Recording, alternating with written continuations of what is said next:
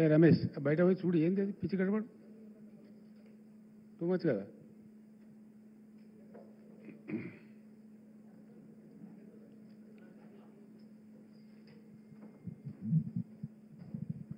Media మిత్రులకు నమస్కారం.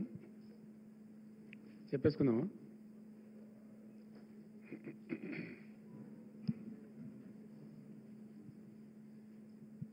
Parliament ఎన్నికల ప్రచారం ముగిసే సందర్భంలో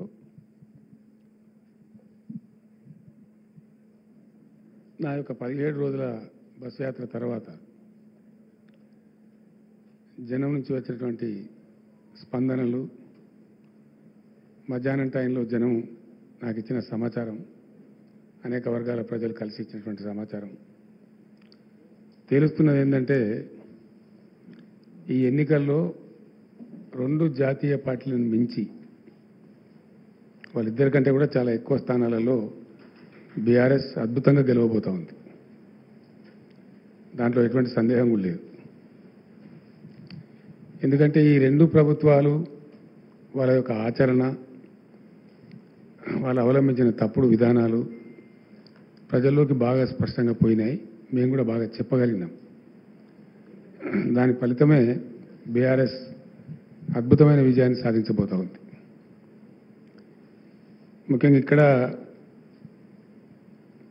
అధికారంలోకి వచ్చినటువంటి కాంగ్రెస్ పార్టీ ఒక అర్భక ముఖ్యమంత్రి యొక్క ఆధ్వర్యంలో చాలా బ్లండర్ మిస్టేక్స్ చేసింది. So many blunders. ఎందుకంటే ఎప్పుడు కానీ ఇంతకు ముందు ఉన్నటువంటి ప్రభుత్వం మారి వేరే పార్టీ ప్రభుత్వం, కొత్త ప్రభుత్వం కొలువు తీరినప్పుడు సహజంగా ఏం చేయాలా,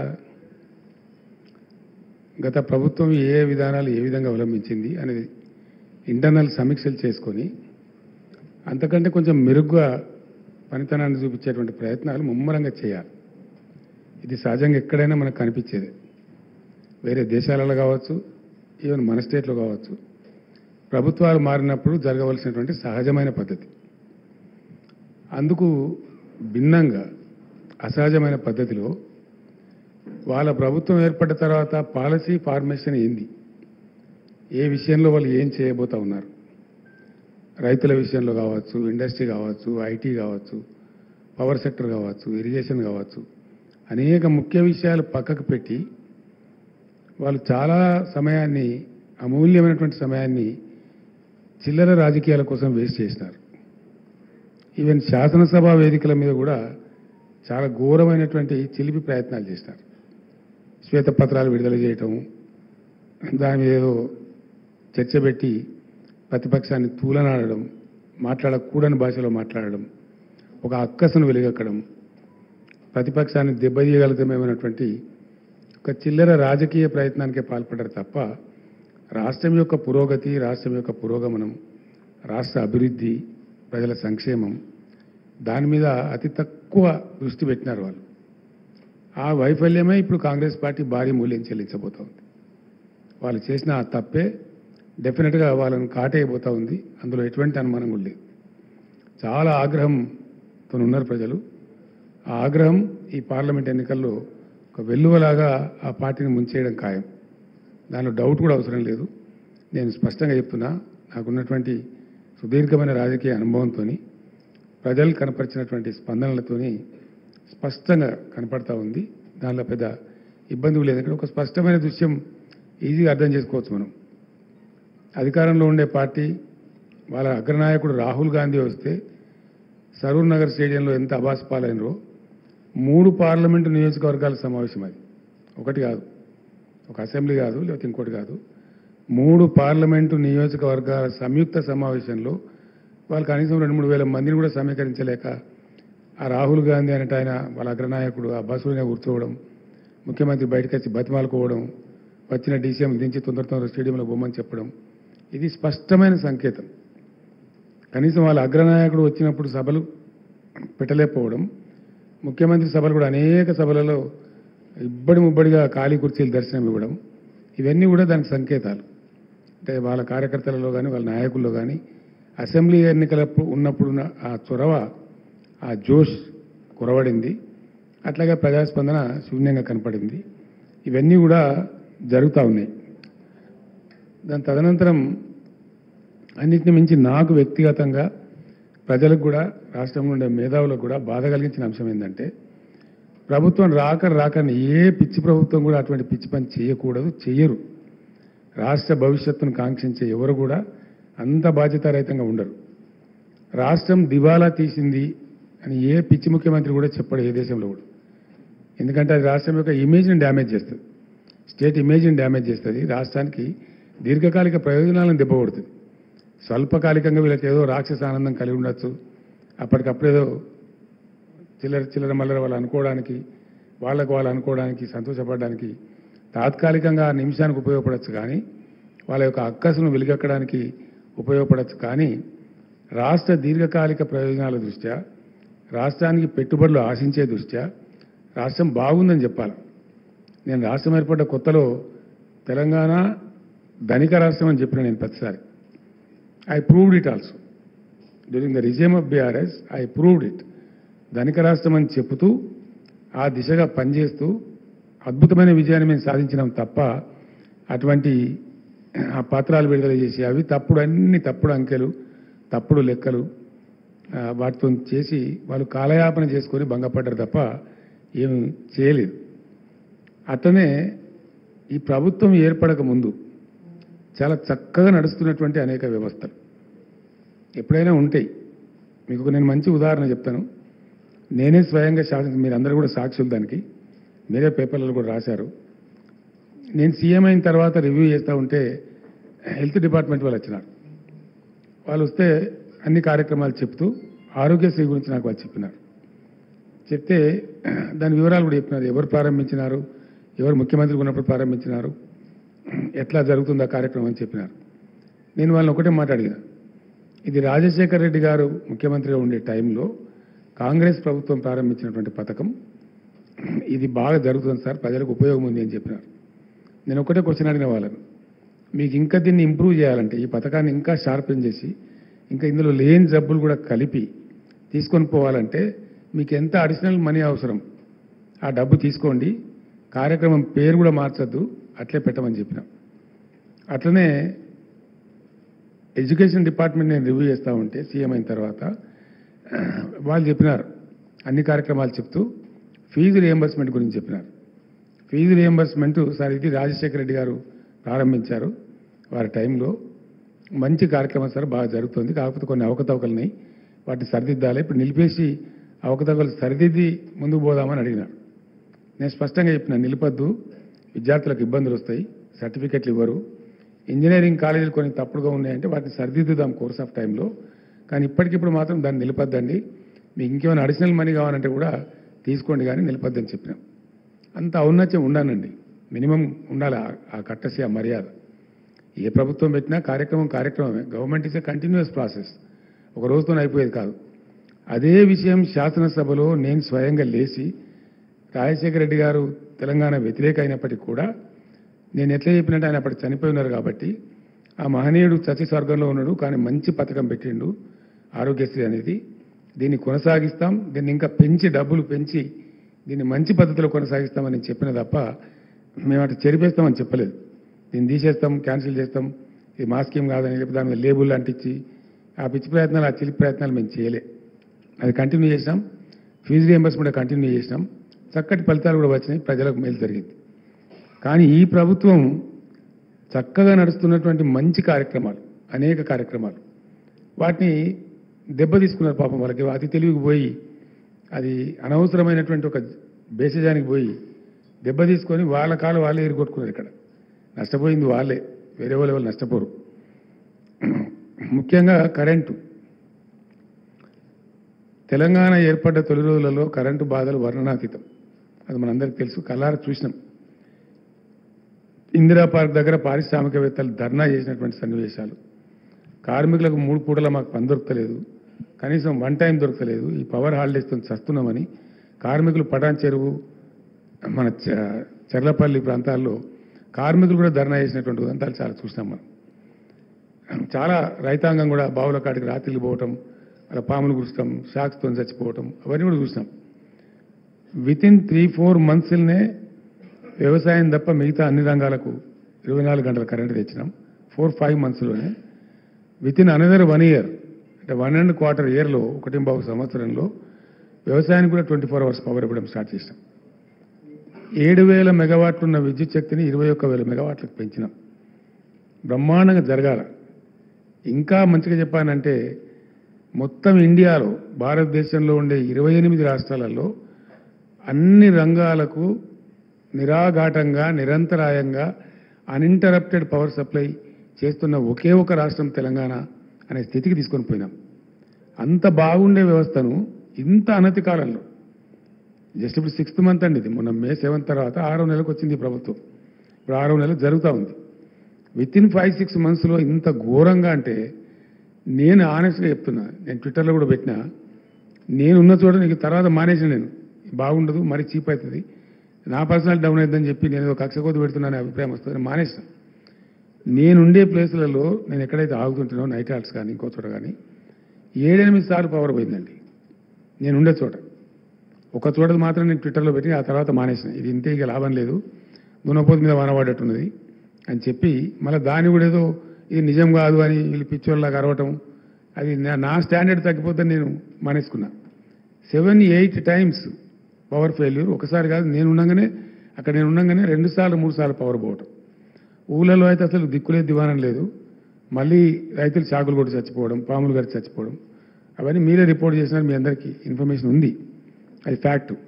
దాంతో పంటలు ఎండిపోవడం కరెంటు కోతలతోని చాలా పెద్ద, అది ఇంపార్టెంట్ ఇన్పుట్. ఒక అభివృద్ధి చెందుతున్న దేశంలో, అభివృద్ధి చెందుతున్న రాష్ట్రానికి, చాలా ఫాస్ట్ అభివృద్ధి చెందుతున్న తెలంగాణ లాంటి రాష్ట్రానికి very very important input is power. Multiple benefits ఉంటాయి ఒక్కొక్క ఇన్పుట్లో, ఒక్కొక్క దాంట్లో. Power is not an easy matter today. ఎట్లా అంటే ఊళ్ళో మామూలు పిండిగిరిని నడుపుకునేటువంటి మామూలు చిన్న సైజు చిరుద్యోగి ఇండస్ట్రియలిస్ట్, చిన్న తరహా పరిశ్రమ నడుపుకునేటువంటి పిండిగిరిని నడుపుకునే వ్యక్తి నుంచి అపాచే హెలికాప్టర్లు తయారు చేసే వాళ్ళ దాకా ఎఫెక్ట్ చేస్తుంది. పవర్ ఉండటం లేకపోవడం అనేది చాలా పెద్ద విషయం. పిండిగిరిని నడుపుకునేవాడు, సామిల్ని నడుపుకునేవాడు, వాడు బాధపడతాడు అక్కడ. ఇక్కడ ఈవెన్ అపాచే హెలికాప్టర్ తయారు చేసేంత భారీ కంపెనీలు కూడా పెద్ద ఒక రకమైనటువంటి అవిశ్వాసానికి లోనైంది. అది చాలా తీవ్ర పరిణామం. అట్లనే వ్యవసాయం చేసుకునేటువంటి మామూలు రైతు నుంచి అమెజాన్ లాంటి ఐటీ కంపెనీ కూడా దిగ్భ్రాంతి కలిగిస్తుంది. అది కారణం ఏంటంటే నేను ఎఫెక్ట్ అవుతాను రైతు అనుకుంటాడు, నేను ఎఫెక్ట్ అవుతాను ఐటీ వాళ్ళు అనుకుంటారు. అది చాలా పెద్ద ప్రమాదం. అది రాష్ట్ర భవిష్యత్తుకి ఒక రకమైనటువంటి ఇబ్బంది కలిగించేటువంటి కథ. దాన్ని ఎందుకు దెబ్బతీసినో నాకు అర్థం కాలేదు. ఏం కొరత లేదు, సింగరేణి మనది, బొగ్గు కొరత లేదు, నీళ్ళ కొరత లేదు, మనుషుల కొరత లేదు, అదే ఉద్యోగస్తులు ఎందుకు నడపలేకపోయారు కరెంటును? ఏం సమాధానం చెప్తారు కాంగ్రెస్? అదే ఆగ్రహం ఉంది ప్రజలలో. నేను అదే మాట మాట్లాడినప్పుడు నా ఉపన్యాసాలలో, కేసీఆర్ పక్కగా జరగగానే కట్కా బంద్ చేసినట్టే, తెలంగాణ భాషలో స్విచ్ ఆఫ్ చేసినట్టే కరెంట్ ఎక్కడ పోయింది. 9 ఏళ్ళు జరిగింది కదా, ఇప్పుడు వీళ్ళు గడపారలు పట్టి తవ్వే అవసరం లేదండి, పెద్ద ఏదో తలలు బద్దలు కొట్టుకునే అవసరం లేదు. యాజ్ ఇట్ ఈజ్గా జరిపిస్తే అయిపోయేది. వాళ్ళ లాజిక్ కోల్పోయారు పాపం. దురదృష్టం ఏంటంటే వాళ్ళు అతికిపోయి, అప్పుడు మేము ఏం చేసినామంటే అన్ని సమీక్షల తర్వాత టాప్ టు బాటం చాలా అద్భుతమైన అనుభవం ఉన్నటువంటి టెక్నోక్రాట్స్ని పెట్టి నడిపినాం ఆ సంస్థను. అందువల్లనే మంచి ఫలితాలు వచ్చినాయి, అందువల్లనే అద్భుతంగా కరెంట్ సరఫరా జరిగింది. హైదరాబాద్లో చిన్న వర్షం పడితే మొన్న మీరందరూ కూడా చూసినారు, ఎన్ని గంటల పాటు అండి, 6 గంటలు, 8 గంటలు, 10 గంటలు పోయినటువంటి ఏరియాలని చివరికి చందానగర్లో 24 అవర్స్ పోతే వాళ్ళు సబ్స్టేషన్ మీద పోయి దాడి చేసే పరిస్థితి వచ్చింది హైదరాబాద్ సిటీలో. దురదృష్టం ఏంటంటే చాలామందికి మీకు అప్పుడు కూడా నేను చెప్పిన, నేను ముఖ్యమంత్రి ఉండే టైంలో కూడా చెప్పిన, హైదరాబాద్ యొక్క ప్రగతి, హైదరాబాద్ బ్రాండ్ ఇమేజ్, హైదరాబాద్ పెరుగుతున్న తీరుతెన్నులు, హైదరాబాద్కు పెట్టుబడులు తరలి వస్తున్న తీరుతెన్నులు, హైదరాబాద్కు ఐటీ కంపెనీలు వరుసలో క్యూగట్టి వస్తున్నటువంటి చాలా పెద్ద పెద్ద కంపెనీలు వస్తున్నటువంటి తీరుతెన్నులను గమనించి నేనేం చేసినా అంటే హైదరాబాద్ను పవర్ ఐలాండ్ చేసినప్పుడు, యాక్చువల్లీ తెలంగాణ నేషనల్ గ్రిడ్లో లేకుండే, సదరన్ గ్రిడ్లో ఉండే, దాన్ని చాలా కష్టపడి వార్దా డిచ్పల్లి కానీ, వరంగల్ వరోరా లైన్ స్పీడప్ చేయడం కానీ, అంగుల్ పలాస లైన్ కలపడం కానీ వాటి కల్పించే ప్రయత్నాలు ముమ్మరం చేస్తూ వార్దా డిచ్పల్లి ముందే కల్పిస్తూ అన్ని జనరేటింగ్ స్టేషన్స్కు హైదరాబాద్ లింక్ చేస్తాం. ఏదైనా ఒక సైడు పవర్ ఫెయిల్ అయినా, పవర్ గ్రిడ్ ఫెయిల్ అయినా ఇంకో సైడ్ నుంచి మళ్ళీ హైదరాబాద్ పవర్ సప్లై ఉండాలి. హైదరాబాద్లో మాత్రం ఒక రెప్పపాటు కూడా పవర్ పోవద్దని చెప్పి ఒక పవర్ ఐలాండ్ చేయించినాం కొన్ని పెట్టుబడులు పెట్టి. అంటే న్యూయార్క్లో పవర్ పోతుంది, లండన్లో పవర్ పోతుంది, కానీ హైదరాబాద్లో పవర్ పోదు అనే పేరు హైదరాబాద్కు తెచ్చిన నేను ముఖ్యమంత్రి ఉన్నప్పుడు. అది మీరందరూ కూడా చూసిండ్రు. మర్చిపోయినారు అసలు ప్రజలు. కరెంటు పోతే వార్త అనేటువంటి పరిస్థితికి హైదరాబాద్ని తెచ్చినాం. కానీ దురదృష్టం ఏంటంటే హైదరాబాద్లో కూడా ఈరోజు మళ్ళా జనరేటర్లు కొనుక్కోవడం, మళ్ళీ ఇన్వర్టర్లు కొనుక్కునే ఆలోచనలు ప్రజలు చేయడం, మళ్ళీ కన్వర్టర్ల కోసం చూడడం, లోడ్ షెడ్డింగ్ రావడం, ఇది చాలా బాధాకరమైన విషయం. ఇట్లాంటి దుస్థితి వస్తుందని నేను అనుకోలేదు. నిజంగా నేను కూడా చాలా బాధపడ్డా. Hyderabad city image definitely Hyderabad backbone for the economy of Telangana. దీన్నే దెబ్బతీసే పరిస్థితికి ప్రభుత్వం పోవడం, తద్వారా గ్రౌండ్లో కూడా కింద దిగువన గ్రామాలలో కరెంటు లేక పంటలు ఎండిపోయిన దృశ్యం. లక్షల ఎకరాలలో, వేల ఎకరాలు కాదు, మోటార్లు కాలిపోవడం చాలా దుర్మార్గమైనటువంటి పరిస్థితి. అది ఎన్నో మోటార్లు కాలిపోయినాయి రైతులై. మూలకబడ్డి మూతబడి ఉన్నటువంటి మోటార్ వైండింగ్ మిషన్స్ అన్ని మళ్ళా పునరుత్తేజం పొందినాయి. అన్ని జిల్లాలలో, ఏ ఒక్క జిల్లాని కాదు, అన్ని జిల్లాలలో ఎక్కడైతే బోర్ల మీద ఎక్కువ ఆధారం ఉందో అక్కడైతే చాలా పెద్ద దెబ్బ తగిలింది. రైతులు చనిపోయినారు, పంటలు ఎండిపోయినాయి, మోటార్లు కాలిపోయినాయి, చాలా పెద్ద అవస్థ వచ్చింది.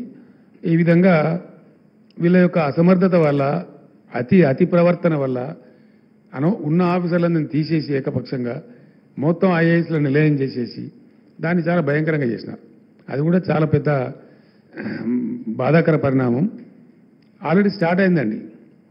పరిశ్రమలు తరలి వస్తున్నాయి తెలంగాణకు అనే లైన్ ఇండియాలో ఎవరిని అడిగినా, ఏ ఇన్వెస్టర్ని అడిగినా, Telangana is the right destination, will go there అని చెప్పిన పరిస్థితి నుంచి పరిశ్రమలు తరలిపోతున్నాయి తెలంగాణ నుంచి అనేటువంటి వార్తలు వచ్చినాయి. కార్నింగ్ అనే ఒక ఇండస్ట్రీ 1000 crores పెట్టుబడితో వచ్చి ఆల్మోస్ట్ వాళ్ళ పనులు ప్రారంభించాలి. ఆ దశలో ఆ పరిశ్రమ తమిళనాడుకు తరలిపోయింది. ఇక్కడ పరిస్థితి అంతా ఉల్టాపల్టా ఉన్నదని భయపడి పారిపోయినారు. అంటే ఎంత సిచ్యువేషన్ రివర్స్ అయింది, ఎంత ఇబ్బందికరమైనటువంటి పరిస్థితి వచ్చింది. ఇన్వెస్ట్మెంట్ తరలిపోవడం అనేది చాలా బాధాకరం, మోస్ట్ అన్ఎక్స్పెక్టెడ్. తెలంగాణ నుంచి వంటి రాష్ట్రం నుంచి తరలిపోవడం అనేది చాలా బాధాకరం. అది కూడా ఒక బాగా ఇబ్బంది కలిగించిన విషయం. ఈ ప్రభుత్వానికి ఈవెన్ కార్మిక లోకం కూడా, బీఆర్ఎస్ గవర్నమెంట్ ఉన్నప్పుడు మేము 3 shifts పనిచేసుకునే అవకాశం ఉండేది. మాకు కష్టపడి 10 రూపాయలు సంపాదించుకుందామనే కార్మికులకు ఇప్పుడు అది కూడా మాకు లేకుండా పోయింది. మా నోటికాడ కూడెత్తిపోయిందని పారిశ్రామిక వర్గాలే కాదు, అందులో పనిచేసేటువంటి కార్మిక వర్గాలు కూడా చాలా నీరసానికి, నిరాశకు, ఒక రకమైనటువంటి నిస్తేజానికి గురైనరు. వాళ్ళ ఆగ్రహాన్ని కూడా ఇప్పుడు కాంగ్రెస్ ప్రభుత్వం ఫేస్ చేయబోతా ఉంది. ఆ పార్టీ చాలా పెద్ద దెబ్బతినేటువంటి పరిస్థితిలో ఉంది. అదేవిధంగా మంచినీటి సరఫరా అండి, చాలా అద్భుతమైనటువంటి స్కీమ్ అది. మేము దాన్ని ఛాలెంజ్గా తీసుకొని చేసినాం. దానికి ఒక స్ట్రాంగ్ రీజన్ ఏంటంటే తెలంగాణలో చాలా చోట్ల ఉంది, కొన్ని చోట్ల స్వల్పంగా బ్రాకిష్ వాటరు, కొన్ని చోట్ల ఫ్లోరైడ్ వాటరు. నల్గొండ లాంటి జిల్లాలో అత్యధికమైనటువంటి ఫ్లోరైడ్ సమస్య ఉంది. దాని మీద చాలా ఉద్యమాలు జరిగినాయి, దశాబ్దాల తరబడి జరిగినాయి. దుశ్చర్ల సత్యనారాయణ గారు ఆ జిల్లా బిడ్డ, ఆయన ఒక బ్యాంకు ఉద్యోగి. ఆయన ఉద్యోగాన్ని రాజీనామా చేసి జలసాధన ఉద్యమాన్ని నడిపి ఆ అంశాల స్వామి అని ఒక అబ్బాయిని తీసుకెళ్లి, అప్పుడు వాజ్పేయి గారు ప్రైమ్ మినిస్టర్గా ఉంటే ఆయన టేబుల్ మీద పండబెట్టి, అయ్యా మా బతికిట్లు అయిపోయింది, మా నడుములు వంగిపోతున్నాయని మొత్తుకుంటే కూడా సాల్వ్ కాలే. ఆ సమస్య తీరలే తెలంగాణకు. తెలంగాణ రాష్ట్రం ఏర్పాటయ్యేదాకా కూడా ఆ సమస్య పరిష్కారం కాలే. అట్లనే తెలంగాణ జియోగ్రఫికల్ కండిషన్, భౌగోళిక పరిస్థితులను అనుసరించి ప్రతి సమ్మర్లో ఈ సమస్య వస్తుంది. వందల వేల కోట్ల రూపాయలు ప్రభుత్వం ఖర్చు చేస్తుంది. కాబట్టి అవన్నీ ఉండకూడదనేటువంటి ఉద్దేశంతో ఒక ఛాలెంజ్గా తీసుకొని ఒక మిషన్ మోడ్లో మేము తెచ్చిన స్కీమ్ మిషన్ భగీరథ. అతి త్వరగా అక్కడి నుంచి రావాల్సిన నీళ్లు కృష్ణా థర్డ్ ఫేజ్ కూడా కంప్లీట్ చేసి, ఎల్లంపల్లి నుంచి రావాల్సిన నీళ్ళని కూడా చాలా ఫాస్ట్గా, దాని క్లియరెన్స్ లాగిపోతే నేను డిఫెన్స్ వాళ్ళతోని, రైల్వే వాళ్ళతోని పోరాటం చేసినంత పనిచేసి వాళ్ళని బెదిరించి ప్రధానమంత్రి కూడా చెప్పే అవసరం అనుకుంటే కేంద్ర ప్రభుత్వానికి కూడా చెప్పి త్వర కంప్లీట్ చేసి తెచ్చినాం. హైదరాబాద్లో ఆ నీళ్ళు ఇవ్వడం కూడా మేము ఎంత మంచిగా ఇచ్చినామంటే, నిరుపేదలకు గ్రామీణ ప్రాంతాల్లో ₹1 కూడా లేకుండా ప్రతి ఇంటికి కనెక్షన్ ఇచ్చినాం. అట్లనే హైదరాబాద్ సిటీలో ₹1, హైదరాబాద్ సిటీ కానీ లేదా ఇతర మున్సిపాలిటీలలో కానీ పబ్లిక్ స్టాండ్ పోస్ట్, అంటే వీధి కుళాయిలు లేకుండా, వీధి నల్లాలు లేకుండా ప్రతి ఇంటికి ₹1 మాత్రమే నల్లా కనెక్షన్ ఇచ్చి బ్రహ్మాండంగా వాటర్ ఇచ్చినాం. అసలు ట్యాంకర్లన్నింటి మాయమైపోయినాయి, నీళ్ళు కొనుగోలు అనేది బంద్ అయిపోయింది. నీళ్ళ వ్యాపారం బంద్ అయిపోయింది రాష్ట్రంలో. కానీ చిన్న కాలంలో 2, 3, 4 నెలల్లోనే వీళ్ళ అతి ప్రయత్నాల వల్ల, అతి ప్రవర్తన వల్ల అసలు తాగునీటి విషయంలో ఇప్పుడు ప్రజలు అనుభవిస్తున్న బాధ చెప్పనాలో కాకుండా ఉందండి. మళ్ళా బిందెలు వచ్చినాయి, బిందెలు మోస్తున్నారు ప్రజలు, దూర దూరం నుంచి మోస్తున్నారు. అనేక రకాల సమస్యలు. నల్లగొండలో ఫ్లోరైడే కాదు, మన ఏజెన్సీ ఏరియాలలో కూడా అనేక గిరిజనులు చచ్చిపోదురు. మనం అందరం కూడా చూసినాం. ఆదిలాబాద్ కావచ్చు, ఖమ్మం లాంటి ఆదివాసీ గిరిజన ప్రాంతాలలో వాళ్ళు చచ్చిపోయే పరిస్థితి ఉంటే, ఒక చిన్న ఊరు ఉంటుందండి దొంగతోపు అని, పినపాక నియోజకవర్గంలో ఉంటుంది. చాలా చిన్నది, చాలా దూరం అడవిలో ఉంటుంది, పెద్ద కీకారణ్యంలో ఉంటుంది. అక్కడికి కూడా నీళ్ళు ఇచ్చినాం మా ప్రభుత్వంలో ఛాలెంజ్గా తీసుకుని. ఏ ఒక్క గిరిజన గూడాన్ని కానీ, ఏ ఒక్క లంబాడి తండాన్ని కానీ, ఏ చిన్న ఆవాసం కూడా మంచినీళ్ళు లేకుండా వాళ్ళకి ఇళ్లలో నల్లాలు పెట్టి నీళ్ళు ఇచ్చి సప్లై చేసినాం. ప్రజలు బ్రహ్మాండంగా 5-6 ఏళ్ళు ఎంజాయ్ చేసినారు. మరి దాన్ని ఎందుకు నడపలేకపోయినారు? కరెంటు చక్కటి వ్యవస్థ, బాగా నిర్మాణం జరిగి పటిష్టపడి అద్భుతమైన పవర్ ఉండి, ఇంకా మన వీళ్ళకి పవర్లో కలిసి వచ్చిన అంశం ఏంటంటే, ఈ మధ్యనే ప్రధానమంత్రి ఆ ఎన్టీపీసీ మొదటి దశ 1600 మెగావాట్లు కూడా చేసి జాతికి అంకితం చేసినారు. అది ఛార్జ్ అయింది, నడుస్తూ ఉంది. అంటే మేము చేసింది కాకుండా ఇంకో 1600 మెగావాట్లు యాడ్ అయింది వీళ్ళకు. అది ఎట్లా మరి పవర్లో వీళ్ళు ఫెయిల్ అయినారో నాకు అర్థం కాలేదు. అది బాధాకరమైన విషయం. అదే ప్రజలు బాగా ఆగ్రహానికి గురవుతూ ఉన్నారు. 9 సంవత్సరాలు వచ్చిన పవర్ ఎక్కడ పోయింది? 9 సంవత్సరాలు వచ్చిన మంచినీళ్ళు ఎక్కడ పోయింది? ఇంత దారుణమైంది. మళ్ళీ ట్యాంకర్లు కొనుక్కోవాల్సిన దుస్థితి అయింది. నాకుండే సమాచారం మేరకు ఇప్పటికే హైదరాబాద్ నగరంలో 2.5 లక్షల ట్యాంకర్ల పైగా ప్రజలు ట్యాంకర్స్ కొనుగోలు చేశారండి. More than 2.5 lakh tankers have been sold in only Hyderabad. మరి దానికి ఏమొచ్చింది, ఎంత ఇబ్బంది వచ్చింది, ఏం నాకైతే అర్థం కాలేదు. మరి దాని మీద జరిగే ఆగ్రహానికి ఇప్పుడు వీళ్ళు బలిగాక తప్పదు. ఎందుకంటే ప్రపంచవ్యాప్తంగా వైద్యులు, వైద్య శాస్త్రం అంతా తేల్చి చెప్పిన సబ్జెక్ట్ ఏంటంటే, డిసీజెస్ అంటే వ్యాధులు ప్రజలకు వచ్చేది 75% పైబడిన వ్యాధులు డ్రింకింగ్ వాటర్ ద్వారానే కమ్యూనికేట్ అవుతాయి అని మొత్తం వైద్యులు చెప్పినారు. WHO కూడా తేల్చింది. ఆ తదనంతరం మేము దాన్ని ఛాలెంజ్ ఎందుకు తీసుకున్నామంటే, ప్రజలకు ఈ వ్యాధులు వచ్చే బాధ కూడా పోతుంది, ఫ్లోరైడ్ బాధ పోతుంది, పుష్కలమైన నీళ్లు దొరుకుతాయి, సంతోషంగా ఉంటారు ప్రజలని మేము చాలా సీరియస్గా తీసుకొని చేసినాం. దానిలో ఎందుకు వైఫల్యం చెందామని నాకైతే అర్థమే కాలేదు. ఈ రోజుకు నాకు అర్థమైతే లేదు. I'm really surprised. ఏం కారణం? నడిచిన వ్యవస్థ, బాగా ఉన్న వ్యవస్థ, చాలా అద్భుతమైన వ్యవస్థ, కేవలం సంవత్సరానికి 200 మెగావాట్ల పవర్ మాత్రమే తీసుకునే వ్యవస్థ, అది ఎందుకు చెడిపోయింది? ఎవ్వరు మొరపెట్టుకున్నా దాన్ని పీడించే పరిస్థితి లేదు. నేను అడిగినాను, ఒక 2-3 జిల్లాలకు ఫోన్లు చేసి అధికారులను అడిగిన, ఏమైనా మీరే నిర్మాణం చేశారు, మీరే నడిపినరు, మళ్ళీ ఇప్పుడు మీరే ఉన్నారు కదా, ఎందుకు నడపలేకపోతున్నారు మిషన్ భగీరథ, ఏం కారణం అని అడిగితే, సార్ మా డిపార్ట్మెంట్ అంతా స్వతంత్రం వచ్చినట్టు ఫీల్ అవుతున్నారు మీరు ఊడిపోయిన తర్వాత, ఎవరికి వాడు ఇంటలేడు సార్, ఆ సమీక్షలు కూడా లేవు ప్రభుత్వంలో, మమ్మల్ని అడిగేవాడు కూడా లేడు. ఫ్యాక్ట్ ఇది నాకు చెప్పింది అధికారులు. 3-4 జిల్లాల అధికారులు నేను ఎంక్వైరీ చేస్తే వాళ్ళు ఏం చెప్తున్నారంటే, అసలు అడిగేవాడు లేడు, పట్టించుకునేవాళ్ళు లేడు సార్, చిన్న పైపు ఫెయిల్ అయితే కూడా వారం దాకా ఎవరు తిరిగి చూసేవాళ్ళు లేడు, మీరున్నప్పుడేమో అది వేరే పద్ధతి ఉండే, భయం భక్తి ఉండే, ఇప్పుడు అది లేదు, ఒక విచ్చలవిడితనం వచ్చింది, దాని ద్వారానే ఈ దుర్మార్గం జరుగుతూ ఉందని చెప్పి వాళ్ళు చెప్తా ఉన్నారు. అట్లా మరి పేదల బాధనే, పెద్దల బాధనే, కమర్షియల్ వాళ్ళ బాధనే, ఈ శుద్ధమైన జలాలు అందక 4-5 నెలల స్వల్పకాలంలో మళ్ళా ప్రజలు బోర్ల నీళ్లు, ఉప్పు నీళ్లు తాగే పరిస్థితి తెచ్చిపెట్టింది ప్రభుత్వం. ఆ ఉప్పు నీళ్లు తాగే ప్రజల ఆగ్రహాన్ని కూడా ఇప్పుడు పార్లమెంట్ ఎన్నికలలో డెఫినెట్గా వీళ్ళు చూడబోతా ఉన్నారు. అందువల్ల అతిసారతో గిరిజలు తెచ్చుకునే బాధలు పోయినుండే, అన్ని బాధలు పోయినుండే. దాని తర్వాత మీరందరూ చూసినది నేను డబ్బా కొట్టుకోవడం కాదు, కేంద్ర ప్రభుత్వం జలశక్తి మంత్రి స్వయంగా పార్లమెంటు వేదికగా ప్రకటించినాడు. 100% ట్యాప్ కనెక్షన్స్ ఇచ్చి పోర్టబుల్ డ్రింకింగ్ వాటర్ సప్లై చేస్తున్న ఏకైక రాష్ట్రం ఇండియాలో తెలంగాణ అని కేంద్ర ప్రభుత్వమే మాకు సర్టిఫికేట్ ఇచ్చింది. ఆ సర్టిఫికేటు పార్లమెంట్ సాక్షిగా పార్లమెంటులో ఆ మంత్రి స్వయంగా చెప్పినాడు. మరి అటువంటి మంచి ఉన్నటువంటి రాష్ట్రం ఇంత బాధ కిందకి వచ్చింది. ఇలా మహిళలు అయితే తిడుతున్నారు రాష్ట్ర ప్రభుత్వాన్ని. ఆ బిందెలు మోస్తూ ట్యాంకర్ల కాడ పోయి ఆ ట్యాంకర్ల కాడ నీళ్లు పట్టుకుంటూ మళ్ళా పాతకాలం వచ్చింది, మళ్ళా మా కర్మ, మేము అన్నంలో మన్ను పోసుకున్నాం అనే భాష ప్రజలు మాట్లాడుతూ ప్రభుత్వాన్ని చాలా భయంకరంగా తిడుతున్నారు. ఇవి చిన్నగానే కనిపిస్తాయి, చిన్న అంశాలు అనిపిస్తాయి, చిల్లర రాజకీయాలకు చిన్నగా అనిపిస్తాయి, కానీ ప్రజలు కేంద్ర బిందువుగా ఆలోచించే వాళ్ళకి పెద్దగా అనిపిస్తాయి. ఇవి క్షమార్హమైన నేరాలు కావు. ప్రజలు క్షమించలేరు. ప్రజల ఆగ్రహం ఖచ్చితంగా వీళ్ళు చవిచూడబోతారు. దాని తర్వాత ఇంకోటి మూడవది, మేము ఒక పాలసీ తీసుకున్నాం. శాసనసభలో కూడా నేను చాలాసార్లు కుండ బద్దలు కొట్టినట్టుగా నేను చెప్పిన, వ్యవసాయానికి మేము అత్యంత ప్రాధాన్యత ఇచ్చినాం. అనేక వేల కోట్ల రూపాయలు ఖర్చు చేసినాం. కారణం ఏంటంటే వ్యవసాయ స్థిరీకరణ జరగాలి. తెలంగాణలో రైతు నిలబడి ఉండాలి. రైతుని ఎట్టి పరిస్థితుల్లో మళ్ళీ అధైర్యానికి అవిశ్వాసానికి గురి చేయొద్దు అని రైతు వెంబడి మేము ఉన్నాం. బాగా నిలబడ్డాం. 5-6 పనులు మీకు తెలుసు.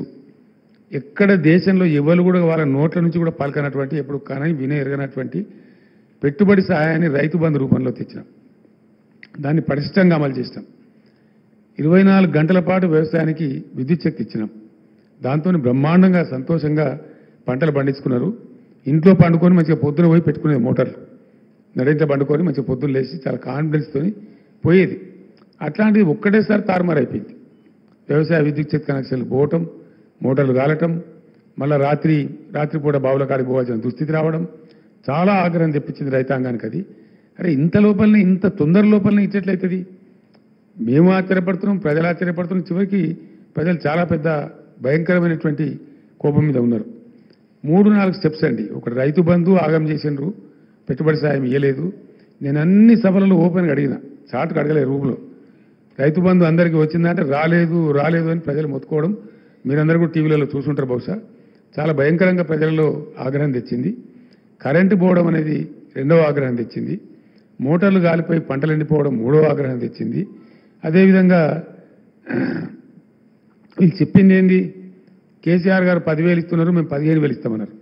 కనీసం ఆ 10,000 కూడా వేయలే. ఆ 10,000 వేసిందంటే అది కూడా వేయలే. అది కూడా వేయలేకపోయినారు. కారణం ఏందో ప్రభుత్వానికి తెలియాలి. వాళ్ళ గొప్ప మేధావితనం ఏందో, మరి దాని సంగతి ఏందో నాకు తెలియలే, నాకు అర్థం కాలే. కానీ ఇప్పుడు డెఫినెట్గా ప్రజల యొక్క కోపానికి గురికాక తప్పదు. రైట్ను ఇప్పుడు ఈ గంట కూడా నడుస్తున్న చరిత్ర. మేము ధాన్యాన్ని ఎట్లా కొన్నామంటే, మొలక వచ్చిన బియ్యం ఖరాబ్ అయిపోతుంది తెలిసినా సరే రైతులను ఎందుకు అధైర్యపరచాలని చెప్పి తడిచిపోయిన ధాన్యం మొత్తం కొన్నాం. ఒక పిడికడి ధాన్యం కూడా లేకుండా కొన్నాం. కొన్న ధాన్యానికి డబ్బులు కూడా బ్రహ్మాండంగా మినిమం సపోర్ట్ ప్రైస్ ఖచ్చితంగా వాళ్ళకి వచ్చే విధంగా బ్యాంకుల్లో వేసినాం. డైరెక్ట్గా వెళ్ళిపోయి వాళ్ళ బ్యాంకుల్లో పడేది. అది ఒక పెద్ద భయంకరంగా తయారు చేసినారు వీళ్ళు. సివిల్ సప్లైస్ కార్పొరేషన్ ఉంటుంది, దాన్ని ఏం పెద్ద వీళ్ళు బ్రహ్మ పదార్థం చేసేయలేదు, కొత్తగా కనిపెట్టే అవసరం లేదు. నేను అందుకే మొట్టమొదటి నా క్యాప్షన్ ఏం చెప్పినా అంటే, చక్కగా నడుస్తున్న వ్యవస్థలను కూడా నడవకుండా చేయటమే ఇప్పుడు కాంగ్రెస్ మీద ప్రజల ఆగ్రహానికి కారణం. మంచిగా జరిగినటువంటి ప్రజల అనుభవంలో ఉన్నటువంటి ఒక నెల 2 నెలలు కాదు, ఏండ్ల తరబడి ప్రజల అనుభవంలో ఉన్నటువంటి విషయాలు అవి రివర్స్ కావడం, ఇప్పుడు ప్రజలు రివర్స్ కావడానికి కారణమైంది. తప్పకుండా ఆ ధాన్యం కొనుగోలు కూడా చక్కగా జరుగుతలేదు. రెండోది రుణమాఫీ కూడా తీసుకున్నారు. బ్యాంకుల వాళ్ళు నోటీసులు ఇస్తూ ఉన్నారు వాళ్ళకు. ముఖ్యమంత్రి గారేమో మీరు పరిగెత్తండి, లగెత్తండి, మేము 2 లక్షల రుణమాఫీ డిసెంబర్ 9 నాడు, ఆయన టైం కూడా చెప్పిండు, డిసెంబర్ 9 నాడు 10:30 గంటలకు మొత్తం చేసి పడేస్తే అయిపోతుంది అని ఆయన చెప్పిండు. ఇప్పుడేం మాట్లాడుతున్నాడు ఆయన? చాలా బాధాకరం అనిపిస్తుంది. ఒక ముఖ్యమంత్రి మాట్లాడదగిన మాట కాదు. ఆయన స్వయంగా మరి ఎంత ధైర్యమా, అది ఏం ధైర్యమా, లేకపోతే ఆయన అర్భకత్వమా, తెలివి తక్కువతనమా, మూర్ఖత్వమా అర్థం కాదు. డైరెక్ట్గా టీవీ ముందు ఆయన ఏం చెప్తాడంటే, నేను సోషల్ మీడియాలో చూసిన, నాకు పిల్లలు చూపెట్టారు, నేను నా 1 సంవత్సరం దోపిడీని ఆపేస్తే నా ఎడమ చేతిని ఇచ్చేస్తాం రుణమాఫీ అంటాడు ఆయన. ఆయన స్వయంగా చేసే దోపిడీని 1 సంవత్సరం ఆపేస్తే 40,000 కోట్లు అసలు లెక్కనే కాదు, నేను ఇట్లా ఎడమ చేతిన రుణమాఫీ చేస్తా అంటాడు ఆయన. ఎవరు చెప్పాలి ఆయనకు? ఒక వ్యక్తి యొక్క మూర్ఖత్వానికి కూడా అవధులు ఉంటాయి. ఏం మాట్లాడుతున్నామో తెలిసి అంత ఒళ్ళు తెలియకుండా మాట్లాడకూడదు. అది మీడియా ముందు అసలు మాట్లాడకూడదు. ఎందుకంటే ఇది సోషల్ మీడియా యుగం. మీడియాలో వస్తే, ఒక టీవీలో వస్తే టీవీలో ఆగుతలేదు, లక్షల బైట్స్ రూపంలో సోషల్ మీడియాలో, ట్విట్టర్లో, ఇన్స్టాగ్రామ్లో, ఫేస్బుక్లో పోతూనే ఉన్నది. ఆ మాట మాట్లాడరు. రెండవది, ఏ ఊరుకోతే ఆ దేవుని మీద ఒట్టు పెట్టుకోవడం. డిసెంబర్ 9 పోయింది, ఇప్పుడు మళ్ళీ ఆగస్టు 15. తెలివిగానే ఏ సంవత్సరం ఆగస్టో చెప్తలేడు. ఇవన్నీ అయ్యాక అర్థమైతే లేదు. అది ఏ ఆగస్టు అర్థమైతే లేదు. నేను ఆగస్టు అన్నా కదా, వచ్చే సంవత్సరం ఆగస్టు అంటారు రేపు. అప్పుడేం చేయాలా? ఇటువంటి అనుమానాలు నేను చెప్తున్నా కాదండి. నేను సాయంత్రం పూట వెళ్తుంటాను. ఎందుకంటే బాగా 46-47 డిగ్రీలు ఎండ ఉండే, ఇంట్లో కూర్చునే ఇంత భరించరాకుండా ఉండే. ఆ టైంలో వచ్చేది నా దగ్గర సమూహాలుగా రైతు సంఘాలు కానీ, వీళ్ళు కానీ, వాళ్ళు కానీ వస్తే వాళ్ళతో చిట్చాట్ చేస్తే వాళ్ళు చెప్పిన ముచ్చటై. నాకన్నా కూడా వాళ్ళు ఎక్కువ అడ్వాన్స్ ఉండరు. నేను ప్రతిపక్ష నాయకుడినైనా వాళ్ళే అనుమానం వ్యక్తం చేస్తారు, సార్ ఈయన ఆగస్టు అంటుండే ఏ ఆగస్ట్ సార్ అని నన్ను క్వశ్చన్ చేసి మీరు ముఖ్యమంత్రిని అడుగురా బాబు, నన్ను ఎందుకు అడుగుతారని నేను చెప్పిన. అట్లా ఆ రకంగా వ్యవసాయ రంగాన్ని పూర్తిగా నిర్లక్ష్యం చేయడం, అసలు ఈ ప్రభుత్వం మాకు ఒక శాపమా అని రైతులు మాట్లాడిన మాటలు కూడా నేను సోషల్ మీడియాలో చూసిన. ఈ ప్రభుత్వం రావడమే మాకు ఒక శాపంలాగుంది అని రైతులు భావించడం, దాంతో కూడా చాలా గందరగోళం వచ్చింది. ఆ రైతు భరోసా అని చెప్పి భరోసా లేదు, మను లేదు, రుణమాఫీ లేదు. ఆ ఒట్లు పెట్టుకోవడం కూడా ఒక పెద్ద జోక్ అయిపోయింది. ఏ ఊరికో ఆ ఊర్లో దేవుళ్ళ మీద ఒట్లు పెట్టడం. ఇక నేను చెప్పిన కదా, కేసీఆర్ను తిట్లు, దేవుళ్ళ మీద ఒట్లు, ఈ రెండు తప్ప ఇంకో కార్యక్రమం లేకుండా పోయింది. తద్వారా జరిగిన బాధ ఏంటంటే పంటలు ఎండిపోయింది. ఆ పోను మిగిలిన ఉందా అంటే ఆ మిగిలిన పడిన దాన్ని ఏమైనా కొంటారా అంటే అది కొంటలేరు. అంటే రైతు బంధు కాడ మొదలు పెడితే చివరికి వడ్లు వస్తే వాటిని కొనేదాకా అన్ని స్టెప్పులలో పౌర సరఫరాలో వైఫల్యం, కాళేశ్వరం మీద అడ్డమైన ఆరోపణలు పెట్టి కథలు పెట్టి దాని పెద్ద ప్రహసనంగా మార్చి దాని మీద కమిషన్ వేసినాం, కాకరకాయ వేసినాం అని చెప్పి అలా తేలేదు ఏముండదు. పాతమాను వాళ్ళే తిడుతున్నారు, ఆ కమిషన్ వాళ్ళే అంటున్నారు. అట్లా వదిలిపెట్టినండి 3 నెలల ముందే పనులు మొదలుపెట్టాలి, ఎట్లా నిర్లక్ష్యం చేసినని మాట్లాడుతున్నారు. వాడు కూడా నేషనల్ డ్యామ్ సేఫ్టీ అనేది వాడదే మాట మాట్లాడుతున్నారు. ఎట్లా వదిలిపెట్టినండి ఇన్ని రోజులు నాకు అర్థం కాదు, ఇది రిపేర్ చేసుకోవాలి కదా ఇమీడియట్గా అని వాళ్ళు కూడా తిడుతున్నారు. ఇలా ప్రభుత్వాన్ని నిందిస్తున్నారు. అట్లా చేసి గోదావరికి 80-90 టీఎంసీల నీళ్లు వదిలిపెట్టి నీళ్లు సరఫరా చేయలేదండి. చెరువులు నింపలేదు, చెక్ డ్యాములు నింపలేదు, భూగర్భ జలమట్టం పడిపోయింది. లక్షల రూపాయలు మళ్ళీ వేస్ట్ చేసుకున్నారు. లక్షల రూపాయలు రైతులు బోర్లు వేసి పాపం చివరి దశలో 2 తల్లు పెడితే పండుతుంది, 3 తల్లు పెడితే పండుతుంది అనే ఆశతోని కరెంటు సరిగ్గా రాక మళ్ళీ బోర్లు వేసుకుంటే చాలా భయంకర భూగర్భ జలమట్టం పడిపోయింది. బోర్లు వేసుకున్నారు, చాలా పెద్ద ఇబ్బంది వచ్చింది. అంటే ఒక సింగిల్ ఇన్పుట్ ఎన్నిటికి నష్టం చేస్తుంది అంటే ఒక నీళ్లు అనేది మంచినీళ్ళ కరువు, సాగునీళ్ళ కరువు, పంటలు ఎండిపోవటం, చెరువులలో చేపలు ఎండిపోవటం, ఇవన్నీ భయంకరమైనటువంటి దృశ్యాలు వెరీ షార్ట్ పీరియడ్లో రావడం. బీఆర్ఎస్ గవర్నమెంట్ ఉన్నప్పుడేమో మత్స్యకారులు మమ్మల్ని అడిగేది, సార్ పూర్తి లాస్ట్ చివరి విడిగా చేపలు పట్టుకోలేకపోతున్నాం సార్, కొన్ని నీళ్లు ఖాళీ చేయించండి. ఫైనల్ మేము దాన్ని లూటీ చేసుకోవడం ఉంటారు, చెరువు లూటీ చేసుకోవడం ఉంటారు, లూటీ చేసుకోలేకపోతున్నాము, నీళ్ళు వదిలేయండి సార్ అని అడుగుదురు. అట్లాంటిది ఇప్పుడు నీళ్లు పోయి చెరువులు ఎండిపోయి చాలా వేలాది చెరువులు ఎండిపోయి ఆ చెరువులలో చేపలు చచ్చిపోయినాయి. ఆ విధంగా చేన్లని పశువుల మీద కొందరు వదిలిపెట్టినారు, కొందరు కాలబెట్టుకున్నారు, రకరకాలుగా బాధపోయినరు. ఆ రకంగా అది పోయింది. ఫైనల్గా ఇంకోటి ఏంటంటే బోనస్ మేము 500 రూపాయలు క్వింటల్కి ఇస్తామన్నారు. వీళ్ళు వచ్చిన తర్వాతనే వానాకాలం పంటలు వచ్చినాయి, దానికి ఎగబెట్టారు, మళ్ళీ పంట నుంచి ఇస్తామన్నారు. ఈ పంట కానీ ఇస్తున్నారా అంటే అసలు దాని మాట కానీ దాని ఊసు కానీ దాని ప్రయత్నం కానీ లేదు, ప్రయత్నం లేదు, ఏమి లేదు. బోనస్ అనేది బోగస్ అయిపోయింది. అది కూడా బాగా ప్రజలు ఆగ్రహానికి గురవుతున్నారు. చాలామంది రైతులు చెప్పేది ఏంటంటే బోనస్ అట్లా రావని కనీసం మద్దతు ధరను ఇప్పియండి అని మొత్తుకుంటున్నారు. వెరసి top to bottom Rythu Bandhu పెట్టుబడి సహాయం కాడి నుంచి మొదలు పెడితే పంటల కొనుగోలు దాకా కూడా నీళ్ళు ఇవ్వడంలో, కరెంట్ ఇవ్వడంలో విఫలమై లక్షల ఎకరాలు ఎండబెట్టి మోటార్లు కాలబెట్టి కూడా ఈ ప్రభుత్వం ప్రజల యొక్క ఆగ్రహానికి గురికాపోతున్నది. అది వాళ్ళ దుష్పరిపాలనే వాళ్లకు శాపంగా మారుతున్నదని నేను మనవి చేస్తా ఉన్నా. అదేవిధంగా ఇంకో మాట కూడా వీళ్ళు రైతులను కన్ఫ్యూజ్ చేస్తున్నారు, పెద్ద కన్ఫ్యూజన్ క్రియేట్ చేస్తున్నారు. నిన్న మొన్న కూడా మాట్లాడుతున్నారు. మరి అది అధిక తెలివి ఏందో నాకు తెలియదు. చెప్తే క్లియర్గా చెప్పాలి స్పష్టంగా. ఒక లక్షల మంది కుటుంబాలకు సంబంధించి కోట్ల మంది ప్రజలకు సంబంధించిన అంశం ఎప్పుడు చెప్పినా ఒక బాధ్యత గల ప్రభుత్వం స్పష్టంగా కుండబద్దలు కొట్టినట్టు చెప్పాలి. దాన్ని రైతు బంధు ఇచ్చే విధానాన్ని కూడా మారుస్తాం మేము, అదేదో పెడతామని కదా దాని పేరేందో చెప్పేది కాదు సార్, అది శాటిలైట్ ద్వారా జియో ట్యాగ్ మన ట్యాగ్ ఏదో పెట్టి అదే పెట్టి దాంతో ఫోటోలు తీసి సాగు చేసినకే చేస్తాం. దాంతో రాదు సావదు అవన్నీ ప్రయోగాలు ఎప్పుడో ఫెయిల్ అయ్యాయి.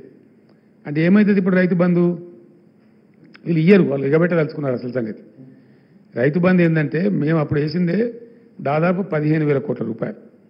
ఇప్పుడు వీళ్ళు చెప్పిన ప్రకారం ఏంటంటే ఇంకో 5-6 వేల కోట్లు పెరుగుతుంది. అంటే సంవత్సరానికి నెట్ మనీ 21,000 22,000 కోట్లు పే చేయాలి. చేయలేమని తెలిసిపోయింది వాళ్ళకు. తెలిసిపోయి దాన్ని ఎగబెట్టాలా. ఎగబెట్టని ఏం చేయాలా? కుంటి సాకులు చెప్పాలి. ఆ కుంటి సాకులకి ఏంది, మేము శాటిలైట్ ద్వారా తీస్తాం, పంట సాగు చేసినోడికే ఇస్తాం. అంటే ఏమనంటే ఇప్పుడు సాగు చేసినోడేవాడు, సాగు చేయనోడేవాడు ఎవడు ఇవ్వాలా? మళ్ళీ ఏ అగ్రికల్చర్ ఏఈఓనో బీఆర్ఓనో సర్టిఫికెట్ ఇవ్వాలి. సర్టిఫికెట్ ఇవ్వాలంటే వాడు లావు అంటాడు. గ్యారంటీ కదా, కదా తప్పని తప్పదు కదా. ఇప్పుడు వ్యవసాయం చేయనుంది, చేసినట్టు రాస్తారు. చేసినది చేయనట్టు రాస్తారు, వానికి ఇస్తే రాస్తాడు, లేకపోతే రాయడు. అంటే ఏమవుతుంది? రేపు రైతు బంధు అనేది ఒక అపాస్యం చేయాలని, దాన్ని ఫెయిల్యూర్ చేయాలని, ఫైనల్గా ఎగబెట్టాలనే ప్రయత్నంలో ప్రభుత్వం ఉన్నది అనే ఒక నిశ్చితాభిప్రాయానికి ప్రజలు వచ్చింది. ఇప్పుడు రైతులకు తెలిసిపోయింది, ఏదో గోల్మాల్ గోవిందం ఉన్నది తప్ప ఇచ్చే పరిస్థితులు లేరు, వీళ్ళు ఇవ్వలేము అని చెప్పలేక ఇవన్నీ డ్రామాలు ఆడుతున్నారు అనే మాట కూడా రైతులకు అర్థమైపోయింది. ఆ ఆర్థిక భారాన్ని తప్పించుకోవడానికి ఇది ఒక నాటకము, వీళ్ళు చేస్తున్న నాటకం అని కూడా రైతులకు డౌట్ వచ్చింది. దగాపడ్డం, మోసపోయినాం, మంచిగా ఉన్న వాళ్ళం చెడిపోయినాం అనే మాట కూడా రైతులకు ఆగ్రహం తెప్పించింది. ఆ ఆగ్రహం యొక్క ఫలితాలు కూడా ఇప్పుడు కాంగ్రెస్ పార్టీ ఎన్నికల్లో చవి చూడబోతుంది. చేనేత కార్మికులండి, ఒకరని కాదు వీళ్ళు. చేనేత కార్మికులు ఏంటంటే 2014 ముందు, తెలంగాణ రాకముందు ఒక్కొక్క ఊర్లో 7 ఒక్కొక్క రోజు, 11 మంది, 6 5 ఇట్లా చచ్చిపోయినారు, ఆత్మహత్యలు చేసుకున్నారు. భూదాన పోచంపల్లికి నేనే వెళ్ళినా, ఒకటే రోజు 7 చచ్చిపోతే. సరే అప్పుడున్న ప్రభుత్వాన్ని వేడుకుంటే వాళ్ళు సాయం చేయలేదు, అది వేరే సంగతి. కానీ దుబ్బాకలో, సిరిసిల్లలో, గద్వాలలో, మన నారాయణపేటలో చాలా చోట్ల ఎక్కడెక్కడైతే చేనేత కార్మికులు ఉన్నారో వందల సంఖ్యలో ఆత్మహత్యలు చేసుకున్నారు. చాలా వల్నరబుల్ లైఫ్ అయిపోయింది వాళ్ళది. దాన్ని గమనించి మేమేం చేసినామంటే వాళ్ళకు ఉపాధి కల్పించాలి, వాళ్ళని బ్రతికించాలి, అట్లనే కొంత పేదలకు సాయం జరగాలి అని మేము ఒక ఎత్తుగడతోని ప్రభుత్వం ఒక మంచి స్ట్రాటజీ తయారు చేసి వాళ్ళకు బతుకమ్మ చీరలు తయారు చేయమని చెప్పినాం, పేద ప్రజలకు పంచిపెడదామని. రంజాన్ కానుకల కోసం బట్టలు తయారు చేయమని చెప్పినాం, క్రిస్మస్ కానుకల కోసం బట్టలు తయారు చేయమని చెప్పినాం, స్కూల్ యూనిఫామ్స్ వాళ్ళకి ఇచ్చినాం, ఇంకా చాలా ప్రయత్నాలు చేసినాం. దాంతో కొంచెం మెరుగున పడ్డారు వాళ్ళు పాపం. అనేక స్కీములు తెచ్చినాం, రంగులు, రసాయనాలు, నూలు 40% 50%కే సప్లై చేసినాం వాళ్ళకు. వాళ్ళకి చేనేత వాళ్ళకి థ్రిఫ్ట్ కార్యక్రమం పెట్టినాం, చేనేత వాళ్ళకు బీమా పెట్టినాం, రైతు బీమా తరహాలో. ఇట్లా పెట్టి ఆ రంగాన్ని మీరు చావకుండా బాబు మీకు కాపాడుకుంటాం అని ప్రయత్నం చేసినాం. వాళ్ళని ఆ రంగం నుంచి షిఫ్ట్ చేయడానికి వరంగల్లో కాకతీయ మెగా టెక్స్టైల్ పార్క్ కూడా పెట్టినాం, సిరిసిల్ల టెక్స్టైల్ పార్క్ కూడా కేంద్రాన్ని అడిగినాం. ఇట్లా ఆ చేనేత కార్మిక వర్గాన్ని కాపాడుకోవాలని చెప్పి ముమ్మర ప్రయత్నాలు మేము చేసినాం. వీళ్ళు ఏంటంటే ఆ బతుకమ్మ చీర ఆర్డర్లు ఉండే, వాళ్ళు నేసిన బాబతు 379 కోట్ల రూపాయల బకాయిల్ని వాళ్ళు ఈమని అడుగుతున్నారు. అరే మా బకాయిలను ఇవ్వండియా బాబు, కొత్త వాటికి ఆర్డర్లు ఇవ్వలేదు, రంజాన్ తోఫా కూడా ఎగబెట్టినాడు ఈసారి, రంజాన్ కూడా కానుకలు ఇవ్వలేదు, అది ఇవ్వలేదు, ప్లస్ వాళ్ళకి ఆర్డర్లు ఇవ్వలేదు. బకాయిలను ఇవ్వండి, మేము బతుకుతాము, తినాలి కదా మేమంటే బకాయిలు ఇవ్వలేదు కదా అని చెప్పి అడిగితే ఒక కాంగ్రెస్ నాయకుడు వచ్చి వాళ్ళని నిరోధులు అమ్ముకొని బతకమనండి, మొన్నటిదాకా దుబ్బి తిన్నది చాలలేదా, వాళ్ళని పాపడాలు అమ్ముకొని బతకమనండి అని చాలా ఘోరంగా మాట్లాడితే నాకు కోపం వచ్చింది. నేను కొంచెం తీవ్రంగా ఖండించిన. అదేందో నేను మహత్తరమైన తప్పు చేసినట్టు చేనేత కార్మికుల తరఫున మాట్లాడితే వాళ్ళ బాధను ఎక్స్ప్రెస్ చేయాలని నేను కొంచెం వ్యంగ్యం ప్రయోగిస్తే అదేందో నేను మహత్తరమైన తప్పు చేసినట్టు నా గొంతు నొక్కటట్టు నా మీద 48 గంటల నిషేధం పెట్టినారు. అంటే ఏం చేనేత కార్మికుల పక్షాన మాట్లాడే తప్ప? ఎందుకు చేయాలి? ప్రభుత్వం ఎందుకు చేసింది? ఆర్డర్లు ఇవ్వరు, బతుకుదెరువు కల్పించరు, చేసిన పనికి కూలి అడిగితే ఇవ్వరు, ప్రభుత్వంలో పెండింగ్ ఉన్న బకాయిలు అడిగితే ఇవ్వరు, చివరికి నిరోధులు అమ్ముకోండి అని వాళ్ళని అవమానిస్తారు. ఇట్లా చాలా ఘోరమైన కథ. మళ్ళీ ఇప్పుడు 4 చేనేత కార్మికులు చచ్చిపోయారండి, ఆత్మహత్య చేసుకున్నారు సిరిసిల్లలో. అక్కడ స్థానిక నాయకులు వాళ్ళని పరామర్శిస్తూ ఉన్నారు. వీళ్ళకి చేనేత కార్మికులు ఎట్లా వట్లేస్తారండి? ఎందుకు వేస్తారు? వెయ్యరు డెఫినెట్గా. వాళ్ళ ప్రతాపం ఎంత చూపెడతారు. ఇప్పుడు వాళ్ళు ఇవ్వకపోగా వాళ్ళ యొక్క ఆత్మగౌరవాన్ని దెబ్బతీసినారు కాబట్టి డెఫినెట్గా ఆగ్రహం ఆ వర్గాల నుంచి తప్పదు.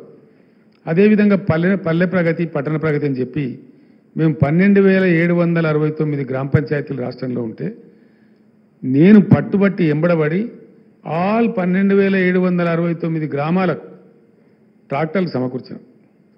ఇండియాలో one and only state Telangana. 12 అంటే అన్ని గ్రామ పంచాయతీలకు 300 జనాభా 500 జనాభా ఉన్న గ్రామ పంచాయతీలకు కూడా ట్రాక్టర్లు సమకూర్చిన ఏకైక రాష్ట్రం తెలంగాణ, బీఆర్ఎస్ ప్రభుత్వ ఆధ్వర్యంలో. ఇది మీరందరూ సాక్షులు. దానికి అనేక మంది అధికారులకు అనేక మంది అనుమానాలు ఉంటే నేను చెప్పి వాళ్ళని దబాయించి ఆ రోజు ఇప్పించినాం. ట్రాక్టరు, ట్రాలీ, టాంకర్ 3 ఇప్పించినాం. దాంతో ప్రయోజనం ఏంటంటే రోజు చెత్త తీసే పద్ధతి, ఖచ్చితంగా హరితారం మొక్కలు కాపాడే పద్ధతి ఒక ఆనవాయితీ వచ్చింది. దాంతో ఒక అలవాటు వచ్చింది. ప్రతి 3-4 నెలలకోసారి పల్లె ప్రగతి, పట్టణ ప్రగతి డ్రైవ్ పెట్టి పట్టణాలను, పల్లెలను పరిశుభ్రంగా మార్చినాం.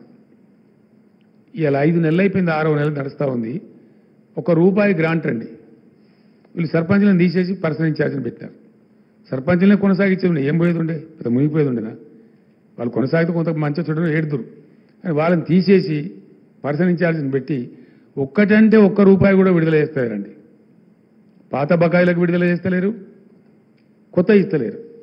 తద్వారా ఏమైంది, ఆ ట్రాక్టర్లు నడిచిన డీజిల్ బిల్లులు పేరుకపోయింది. ఆ పంపువాడు డీజిల్ వేయమంటే పోస్తలేడు, దాంతో ట్రాక్టర్లు నిలిచిపోయినాయి, చాలా గ్రామాలలో నిలిచిపోయినాయి. తద్వారా చెత్త పేరుకపోతా ఉంది, పల్లెలలో చెట్లు ఎండిపోతూ ఉన్నాయి, హరితహారం చెట్లు. అయినా వీళ్ళకి చీమ కుట్టినట్లేదు. వీళ్ళు చిల్లర రాజకీయాలకు ఇచ్చిన ప్రాధాన్యం ఇట్లాంటి ప్రజా కార్యక్రమాలకు వీళ్ళు ఇయ్యలే. అవన్నీ కూడా ఇప్పుడు ప్రజల ముందు ఉన్నాయి. నాకు చూపెడుతుంది కదా, చూడు సార్ అది మధ్యలో నిలిచిపోయింది ఇంటిగ్రేటెడ్ మార్కెట్ అని మంచిర్యాలలో నాకు చూపెడుతున్నారు జనం. మీరు శాంక్షన్ చేసిన సార్ వీళ్ళు మొదలు పెడతలేరు అని చేసినారు. అనేక పట్టణాలకు మేము ఇచ్చిన గ్రాంటు అనేక 25 కోట్లు 30 కోట్లు పోయిన ప్రకటించిన, అంతకుముందు విడుదల చేసేది అవన్నీ కూడా రివర్స్ చేసినారు, కంప్లీట్ రివర్స్ చేసినారు. ఈ రకంగా ఆ గ్రామాలను పట్టణాలను కూడా నెగ్లెక్ట్ చేసినారు. స్పష్టమైన తేడా బీఆర్ఎస్ ప్రభుత్వానికి ఇప్పుడున్న కాంగ్రెస్ ప్రభుత్వానికి అవి చూపెడుతున్నాయి. ఆ గ్రామాలు పట్టణాలు అద్దంలో చూపెడుతున్నాయి. దళిత బంధు దీనిలోనే పాత బిల్లులు ఇవ్వలేదు, అన్నీ గందరగోళం అవుతా ఉన్నది. వాళ్ళు ప్రజలకి వీళ్ళ వల్ల ఈ రాష్ట్రం ముందరికి పోదని కూడా గ్రహించారు. దళిత బంధు మేము 1,30,000 మందికి శాంక్షన్ చేశాం. ఎందుకు వాపసు తీసుకోనండి దాన్ని? వీళ్ళు ఇచ్చిన హామీ ఏంది? 6 గ్యారెంటీలలో మన గ్యారెంటీ దాన్ని ఇచ్చింది ఏంది? కేసీఆర్ 10 లక్షలు ఇస్తుండో మేము 12 లక్షలు ఇస్తామని చెప్పినారు. ఆ 12 లక్షలు మన దేవుడు ఎరుగు నువ్వు ఇవ్వకున్నా మంచిదే, కానీ ఆ ఇచ్చిన 10 లక్షలు మేము రిలీజ్ చేసిన ఫండ్స్ కలెక్టర్ల దగ్గర పోయి జమ అయి ఉంటే వాటిని ఫ్రీజ్ చేసిందండి. ఫ్రీజ్ చేయడమే కాదు, రాష్ట్ర ప్రభుత్వం వెనక్కి తెప్పించుకున్నది కలెక్టర్లను దబాయించి. దాని మీద చెప్పలేదు. మేము ఇస్తామన్న 12 లక్షలు ఎప్పుడు ఇస్తాం, ఏ నెల నుంచి ఇస్తాం, కనీసం ఇస్తామా ఇయ్యమా, దళిత బంధు ఎగబెడుతున్నామా, ఏమీ చెప్పరా. చెప్పకుండా నిరుపేదలైనటువంటి అట్టడుగు జాతి ప్రజలను బాగు చేద్దామని మేము ఒక హంబుల్ బిగినింగ్ చేస్తే ఆ రకంగా దాన్ని కూడా అట్లా చేసినారు. అంటే అది కూడా పెద్ద కోపానికి, దళిత వర్గాలలో కోపానికి కారణమవుతున్నది. గొల్ల కుర్మలకు మేము గొర్రెలు ఇచ్చినామండి. నేను ముఖ్యమంత్రి తర్వాత రివ్యూ చేస్తే రోజు ఇంపోర్ట్ అవుతున్న 1000 గొర్రెలు అని తెలిస్తే ఇది మంచిది కాదు రాష్ట్రానికి అని చెప్పి మనం గొర్రెలు పెంచాలి, మనకు 30 లక్షల మంది యాదవ జనాభా ఉందని దానికి పెద్ద కార్యక్రమం పెట్టి చేసినాం. చాలా సంతోషంగా పెంచినరు. అసలు కేసీఆర్ గొర్రెలు అని మాట్లాడేది ఊళ్ళలో గ్రామాలలో. అట్లాంటి పరిస్థితి వచ్చినుండే. వచ్చి బ్రహ్మాండంగా షీప్ పాపులేషన్లో ఇండియాలో మనం నంబర్ 1 అయిపోయినాం, రాజస్థాన్ మించిపోయినాం. అట్లాంటిది అది బంద్ పెట్టేసినారు. ఇలా ఇస్తారా ఇయ్యరా అనిశ్చిత, వాళ్ళ డబ్బులు చెల్లించున్నారు యాదవులు, వాళ్ళంతా కోపం మీద ఉన్నారు. వీళ్ళు వాగ్దానం ఏం చేసిండ్రు, నేరుగా యాదవ సోదరులకు 2 లక్షలు ఇస్తాం, వాళ్ళు చేసుకొని కొనుక్కోని అని చెప్పారు. 2 లక్షలు కాదు, కట్టమాట డిపాజిట్కే దిక్కులేదని చెప్పి ఇలా వాళ్ళ ఆగ్రహం, ఆ గొర్రెల పథకం పోయిందని యాదవులు ఆగ్రహంతో ఉన్నారు. ఎందుకు నిలిపేసిందో మనకు అర్థమైతే లేదు. ఇది కూడా కేసీఆర్ ఆనవీళ్ళని సరిపేస్తామనే ప్రయత్నమా, పిచ్చి ప్రయత్నమా నాకైతే అర్థం కాలేదు. ఆ విధంగా అది కూడా దెబ్బతీసినారు. ఇట్లా నీ చేప పిల్లలు కూడా బ్రహ్మాండంగా చేసినాం మేము. అద్భుతంగా మత్స్యకారులు 1000 కోట్ల సంపద సంపాదించినారు. ఇలా చేపలు చెరువులలో ఎండిపోయి చచ్చిపోతూ ఉన్నాయి, వాళ్ళు కూడా అయోమయానికి గురైనరు. అది ఇబ్బంది జరిగింది. ఫీజు రీఎంబర్స్మెంట్ ఇచ్చిన దిక్కులేదు గత 5 ఏళ్ల నుంచి, రూపాయి కూడా విడుదల లేదు. విద్యార్థులు పెద్ద అయోమయం. ఆ ఇన్స్టిట్యూట్ వాళ్ళు మొత్తుకుంటున్నారు, మేము జీతాలు ఇవ్వలేకపోతున్నాం సార్, కొద్దిగా మీరన్నా రేజ్ చేయండి, అట్లా ఇస్తారేమో అని నాకు వచ్చి చెప్తా ఉన్నారు. No fee reimbursement in the last 5 months. ఏం జరిగిందో భగవంతుని తెలుసు. మరి డబ్బులు ఎక్కడికి పోతున్నాయో తెలియదు, దాని మీద కాన్సన్ట్రేషన్ లేదు, అది ఇబ్బందుల్లో ఉంది. గురుకులాలలో కలుషిత ఆహారం, 3-4 విద్యార్థులు చాలా అతీవ్రతకు గురై అందులో 2 చచ్చిపోయినారు. దాదాపు 150 మంది అస్వస్థతకు గురై హాస్పిటల్ పాలైనారు. మరి ఈ రకంగా ఏం జరుగుతూ ఉంది? అసలు సమీక్ష లేదు, మన్ను లేదు, మందిని తిట్టడం, రైతు బంధు అడిగితే చెప్పుతోని కొడతానము అనడం, ఇటువంటి దురుసు మాటలు తప్ప, అతి ప్రవర్తన తప్ప ఏ ఒక్కటి కూడా లేదు. ఓవర్సీస్ స్కాలర్షిప్ మేము 20 lakhs పెట్టినాం, ఇండియాలో ఏ రాష్ట్రంలో లేదు. పేద పిల్లలు చదువుకోవాలని అంబేద్కర్ గారి పేరు మీద, పూలే గారి పేరు మీద మేము ఒక 20 లక్షల ఓవర్సీస్ స్కాలర్షిప్ పెట్టి విజయవంతంగా ఇచ్చినాం. ఈవెన్ బ్రాహ్మణులలో ఉన్న నిరుపేదలకు కూడా ఇచ్చినాం. అది కంప్లీట్ క్లోజ్ చేసి పడేసినారు, అది బంద్ చేశారు. ఇట్లా అనేక రంగాలలో, ఈవెన్ హెల్త్ డిపార్ట్మెంట్లో కూడా న్యూట్రిషన్ కిట్లు బంద్ చేసినారు, కేసీఆర్ కిట్లు బంద్ చేసినారు, దాని మీద లేబుల్స్ అంటిస్తూ ఉన్నారు కేసీఆర్ పేరున్నదని. అట్లనే అనేక దుర్మార్గ కార్యక్రమాలు జరుగుతూ ఉన్నాయి, వాటిని బంద్ పెట్టినారు. సీఎంఆర్ఎఫ్ అంటే అసలు మునుపు ఈజీగా ఒక ఎమ్మెల్యేని కలిస్తే నిమిషాల లోపల తీసుకోవచ్చు అనేటువంటి అభిప్రాయం ఉండేది ప్రజలలో. ఎమ్మెల్యేనో ఎమ్మెల్సీనో ఎంపీ గారినో కలిస్తే సీఎంఆర్ఎఫ్ అడిగితే అసలు వద్దనకుండా ఇచ్చినాం మేము, నో అనకుండా ఇచ్చినాం. లక్షలాది కుటుంబాలు బాగుపడ్డాయి సీఎంఆర్ఎఫ్తో. అది కంప్లీట్ డెడ్ స్టాప్ చేసినారు. ఎప్పటి నుంచి ఇస్తారో తెలియదు. అది కూడా చాలా తీవ్రమైనటువంటి కోపం జరిగింది. ప్రజలలో బాగా కోపం ఉంది. అది కూడా ఒక రకంగా ఉన్నాయి. ఇట్లా చాలా చాలా చెడ్డ మాటలు మాట్లాడి అతి దురుసు ప్రవర్తన పోయినారు. ఫైనల్గా వస్తే కోపాన్ని తెప్పించిన బాధ, ప్రజల కోపం తెప్పించిన బాధ ఏంటంటే రోజు లేదా శాసనసభలో కానీ బయట కానీ అంత గలీజ్గా మాట్లాడుతూ చండాలంగా మాట్లాడుతూ జనరల్గా కేసీఆర్ని టైగర్ అంటారు మా వాళ్ళు, మా పార్టీ వాళ్ళు కానీ ప్రజలు కానీ అంటారు, పులి అంటారు. పులిని బోన్లో వేస్తాం, చెర్లపల్లి జైల్లో వేస్తాం, మేము చెర్లపల్లి జైల్లో డబుల్ బెడ్రూమ్ ఇల్లు కట్టిస్తాం. నా మీద చాలా చండాలంగా దురుసుగా మాట్లాడి ఒక దుర్మార్గమైన పద్ధతిలో దుర్భాషలు ఆడడం ఎందుకు ఎత్తారని నాకు అర్థం కాదు. ఏం కారణం? నా మీద దుర్భాషలు మాట్లాడి నువ్వు సాధించేది ఏంది? తెలంగాణ 2014-15లో 1,24,000 కోట్ల పర్ క్యాపిటా ఉంటే 1,24,000 రూపాయలు ఉంటే పర్ క్యాపిటా 3,13,000 తీసుకొని పోయినాం మేము. అది కేసీఆర్ చేసిన తప్ప. ఇండియాలో నంబర్ 1 పర్ క్యాపిటా తెలంగాణ. దేశంలో తెలంగాణను అధమస్థ స్థాయి నుంచి నంబర్ 1 తీసుడు తప్ప. అట్లనే తెలంగాణ జిఎస్డిపి 4,17 లక్షలు ఉంటే 2014-15లో 24కి వచ్చేటప్పటికి 14.5 lakhs crores తీసుకొని పోయినాం. అద్భుతమైన గ్రోత్. అసలు జిఎస్డిపి గ్రోత్లో దేశ సగటు కంటే చాలా ఎక్కువ మల్టిపుల్ గ్రోత్. తప్ప దానికోసం కేసీఆర్ని దుర్భాషలాడన్నా, కేసీఆర్ నిందించన్నా? What it is. అదేవిధంగా అన్ని రంగాలకు 24 గంటల నిరంతర నాణ్యమైన విద్యుత్ ఇచ్చిన ఒకే రాష్ట్రంగా తెలంగాణ తీర్చిదిద్దండు కేసీఆర్. అందరికి తెలిసింది, ప్రజలు అనుభవించినది, ప్రజల అనుభవంలో ఉన్న ముచ్చట, ఈ స్టోరీ కాదు. దానికోసం దుర్భాషలాడన్నా? వ్యవసాయానికి 24 గంటల ఉచిత కరెంట్ ఇచ్చిన ఒకే ఒక్క రాష్ట్రం తెలంగాణ. రైతులకు మీటర్లు పెట్టమని మోడీ చెప్తే 25,000 కోట్లు కట్ చేసినా కూడా తల దించకుండా నేను మోటార్లు పెట్టలే. వాళ్ళకి నడిపినాం, వాళ్ళకి కాపాడినాం. దానికోసం కేసీఆర్ను దుర్భాషలాడన్నా? దేనికోసం దుర్భాషలాడాలా? దేనికోసం నిందించాలా కేసీఆర్ను? వడ్ల ఉత్పత్తిలో పంజాబ్ను తలదన్ని అగ్రగామి రాష్ట్రంగా నిలబెట్టినందుక? దేనికోసం తలదన్నాలా? ఎందుకోసం తలదన్నాలా? అత్యధిక పచ్చదనంలో 7% పెంచిరని చెప్పి సెంట్రల్ గ్రీన్ అథారిటీ వాళ్ళు అవార్డు ఇచ్చింది తెలంగాణకు. ఎన్నో అవార్డులు వచ్చినాయి. దానికోసం కిందిమిచ్చేయన్నా? సంక్షేమంలో దేశంలో నంబర్ 1 రాష్ట్రంగా తీర్చిదిద్దడానికి కిందిమిచ్చేయన్నా? దేనికోసం చేయాలా? ఎక్కడ ఎవడు దిక్కులేక, అసలు గతి లేక ఇంకెక్కడ తెలంగాణ అనుకొని ఎక్కడోడక్కడ పండుకున్న టైంలో నేను ఒక్కనిగా బయలుదేరి 14 సంవత్సరాలు అవిశ్రాంత పోరాటం చేసి అనేక అవమానాలు భరించి ఈ జాతిని విముక్తం చేసి రాష్ట్రం నుంచి విడదీసి ప్రత్యేక రాష్ట్రం ఏర్పాటు చేయించి ఇన్ని రంగాలలో ఇంత అద్భుతమైనటువంటి పరిస్థితికి తెలంగాణ తీసుకొని పోతే ఆ తెచ్చిన వ్యక్తిని తిడతా ఉంటే తెలంగాణ సమాజానికి దుఃఖం కలగదా? బాధ కలగదా? గుండెలో తడినోనికి, తెలంగాణ మేధావికి, తెలంగాణ అస్తిత్వం పట్ల ఆరాటం ఉన్న వాళ్ళకు బాధ కలుగుతుంది కదా సహజంగానే. అది కూడా ఒక పెద్ద భయంకరమైన వాళ్ళే కొనుక్కున్నారు. ఇట్లా చాలా చాలా ర్యాంక్స్ నేను చెప్తే ఒక 100 ఉన్నాయి. Health survival index, world happiness index, ఎన్నో వాటిల్లో తెలంగాణ ఎన్నిట్లలోనూ ఉంది. రైతు బంధు లాంటిది అయితే జెండర్ ఈక్విటీ ఇండెక్స్ కావచ్చు, డెమోక్రసీ ఇండెక్స్ కావచ్చు, హ్యూమన్ డెవలప్మెంట్ ఇండెక్స్ కావచ్చు. అసలు దేశ సగటు మాకు ఎక్కడ లేదు. మేము అందరంత దూరం పోయినాం. ఏ రాష్ట్రం కూడా మాకు సమీపంలో లేకుండే. ఇవన్నీ కూడా చేసినాం. ఇవన్నీ చేసిన కేసీఆర్ని పట్టుకొని అడగోలు మాటలు మాట్లాడి దుర్భాషలాడి కించపరుస్తామని వాళ్ళ సమయాన్ని వృధా చేసి పాలసీ ఫార్మేషన్ టైం వెచ్చించకుండా ఇవన్నీ చేస్తే ప్రజలకు తప్పకుండా బాధ కలిగింది. ఆ ఆగ్రహం ఇప్పుడు వీళ్ళు చవి చూడబోతా ఉన్నారు. ఇక భారతీయ జనతా పార్టీ మరొక పార్టీ. అది సరే. అయితే ఇప్పుడు భారతీయ జనతా పార్టీ గోబెల్స్ అంటూ బతికింటే పాపం వాడు సిగ్గుకు చచ్చిపోతుండే. అంత భయంకరమైన గోబెల్స్ ప్రచారం చేస్తుంది భారతీయ జనతా పార్టీ. ఎంత దారుణం అంటే అబ్కీ బార్ 400 పార్. నేను చెప్పిన 400 పార్ గ్యారంటీ అవుతుంది. బీజేపీ ఎంపీల సంఖ్య కాదు కానీ కర్మగాలి బీజేపీ మళ్ళా గెలిస్తే డీజిల్ పెట్రోల్ ధర మాత్రం 400 రూపాయలు దాటిపోతుంది గ్యారంటీ. వాళ్ళ పిచ్చికి వాళ్ళ ఉన్మాదానికి అవధులే ఉండవు. ఇక అంత దారుణంగా పెరిగిపోతాయి. ఎందుకంటే బీజేపీ ఎజెండాలో ఏనాడు కూడా పేద ప్రజల భాష ఉండదు, కార్మికుల భాష ఉండదు, రైతుల భాష ఉండదు. వాళ్ళ ఎజెండానే ఉండదు అసలు. ఈ పేదలు, ప్రజలు, సామాన్య ప్రజలు, దళితులు గిరిజనులు రైతులు వాళ్ళ ఎజెండాలనే ఉండదు అసలు అది. వాళ్ళ ఎజెండాలో ఫిటే కాదు అది. వాళ్ళు మాటనే మాట్లాడదు. ఇప్పుడు విన్నామా 10 ఏళ్ళలో నరేంద్ర మోడీ నోట్లో ఎప్పుడైనా నా మాట విన్నామా మనం? లేదా బీజేపీ అధ్యక్షుడి నోట్లో విన్నామా? ఆ మాట విననే రాదు అసలు ఆ మాట.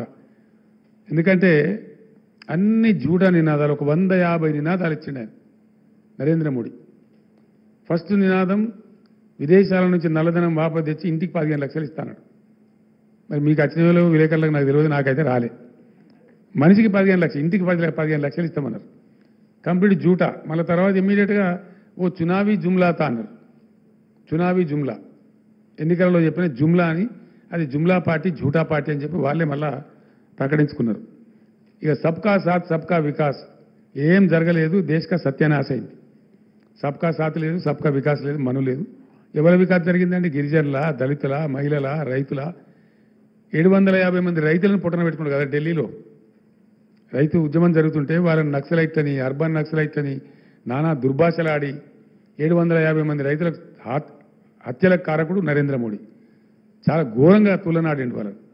మళ్ళీ చివరికి ఉత్తరప్రదేశ్ ఎన్నికలు వస్తే వాళ్ళతోనే మాఫీ అని చెప్పి దండం పెడతాను, ఆ చట్టాలు వాపసు తీసుకొని తూక ముడిచి మళ్ళా క్షమాపణ వేడుకున్న అతి దుర్మార్గమైన ప్రధానమంత్రి నరేంద్ర మోడీ. ఇది 10 సంవత్సరాల నుంచి ఆయన చరిత్ర జరుగుతూ ఉంది. మేక్ ఇన్ ఇండియా ఏమైనా వచ్చిందా? మేక్ ఇన్ ఇండియా లేదు, మను లేదు, అంతా పట్టితే జూటా. డిజిటల్ ఇండియా ఏమైనా వచ్చిందా? 100 స్మార్ట్ సిటీలు ఏ ఒక్కటన్నా అయిందా? అట్లనే స్కిల్ ఇండియా ఏమి అంత బట్టి ఇటువంటి ఒక 150 కథలు అన్ని బట్టి డైలాగులు, ఒక దంపుడు ముచ్చట్లు తప్ప. ఇక రైతుల ఆదాయం రెట్టింపు చేస్తామన్నాడు. వాళ్ళు చచ్చిపోతా ఉన్నారు, వాళ్ళు జావ కొడుతున్నారు. 2 కోట్ల ఉద్యోగాలు ప్రతి సంవత్సరానికి ఇస్తామన్నారు. ఇలా 30 లక్షల ఖాళీలు కేంద్ర ప్రభుత్వంలో. అది భయంకరమైన విషయం.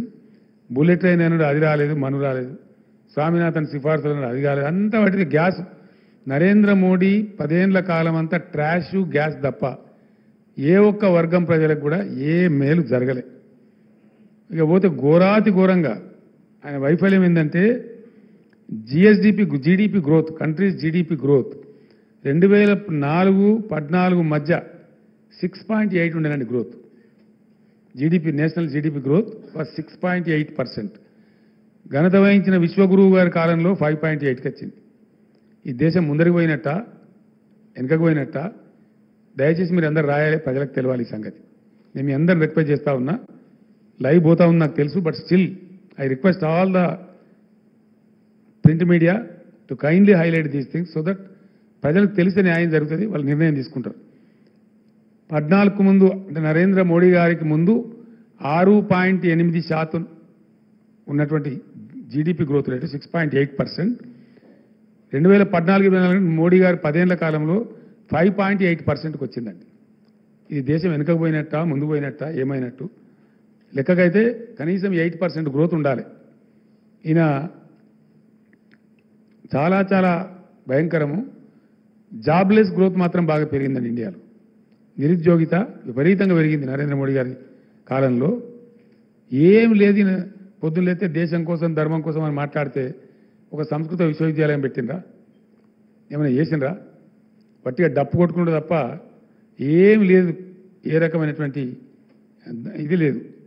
ఇట్లా ఈ భ్రమలో దేశాన్ని తీసుకొని పోవడం, ఒక రకమైనటువంటి ఉన్మాద స్థితిలోకి దేశాన్ని నెట్టివేయడం, విద్వేషం పెంచడం, ఈ చర్యలు తప్ప దేశానికి కొరిగిందేమి లేదు. ఇప్పుడు చాలా చాలా ఘోరాలు జరిగినాయి. అందువల్ల వాళ్ళ ఏడలో కూడా చాలా విముఖత ఉంది తెలంగాణ ప్రజలలో. ముఖ్యంగా 2-3 అంశాలు. ఒకటి ఏంటంటే గోదావరిని ఎత్తుకొని పోతా అంటాడు ఆయన. రాష్ట్ర ప్రభుత్వాన్ని పంపించిండు. NWD అని ఉంటుంది, నేషనల్ వాటర్ డెవలప్మెంట్ ఏజెన్సీ అని ఉంటుంది. దాని ద్వారా 3 రాష్ట్రాలకు పంపినాడు. మహారాష్ట్ర, కర్ణాటక, తెలంగాణ, ఆంధ్ర 4 రాష్ట్రాలకు పంపినాడు. మీ అభిప్రాయాలు చెప్పండి, మీరు చెప్పకుండా కానీ మేము ముందుకెళ్ళిపోతాం అని అంత దురుసుగా పంపినాడు. మరి తెలంగాణ రాష్ట్రానికి 2 తెలుగు రాష్ట్రాలకు కూడా ఉన్న ఒకే ఒక వనరు గోదావరి. కృష్ణ అప్పుడప్పుడు కష్టపెడుతుంది మనం, నీళ్ళు రావు, అప్పుడప్పుడు కొన్ని సంవత్సరాలు ఎండిపోతుంది. సర్ప్లస్ వాటర్ వచ్చే నది ఒక గోదావరి. నేను ముఖ్యమంత్రి ఉండే టైంలో ఈ ప్రతిపాదన చేస్తే నా తల ఏమైనా సరే నువ్వు ఏం చేసుకుంటావో చేసుకో, we don't agree to this అని చెప్పినాం. వై అని అడిగిండు. ఎందుకు ఒప్పుకోవు?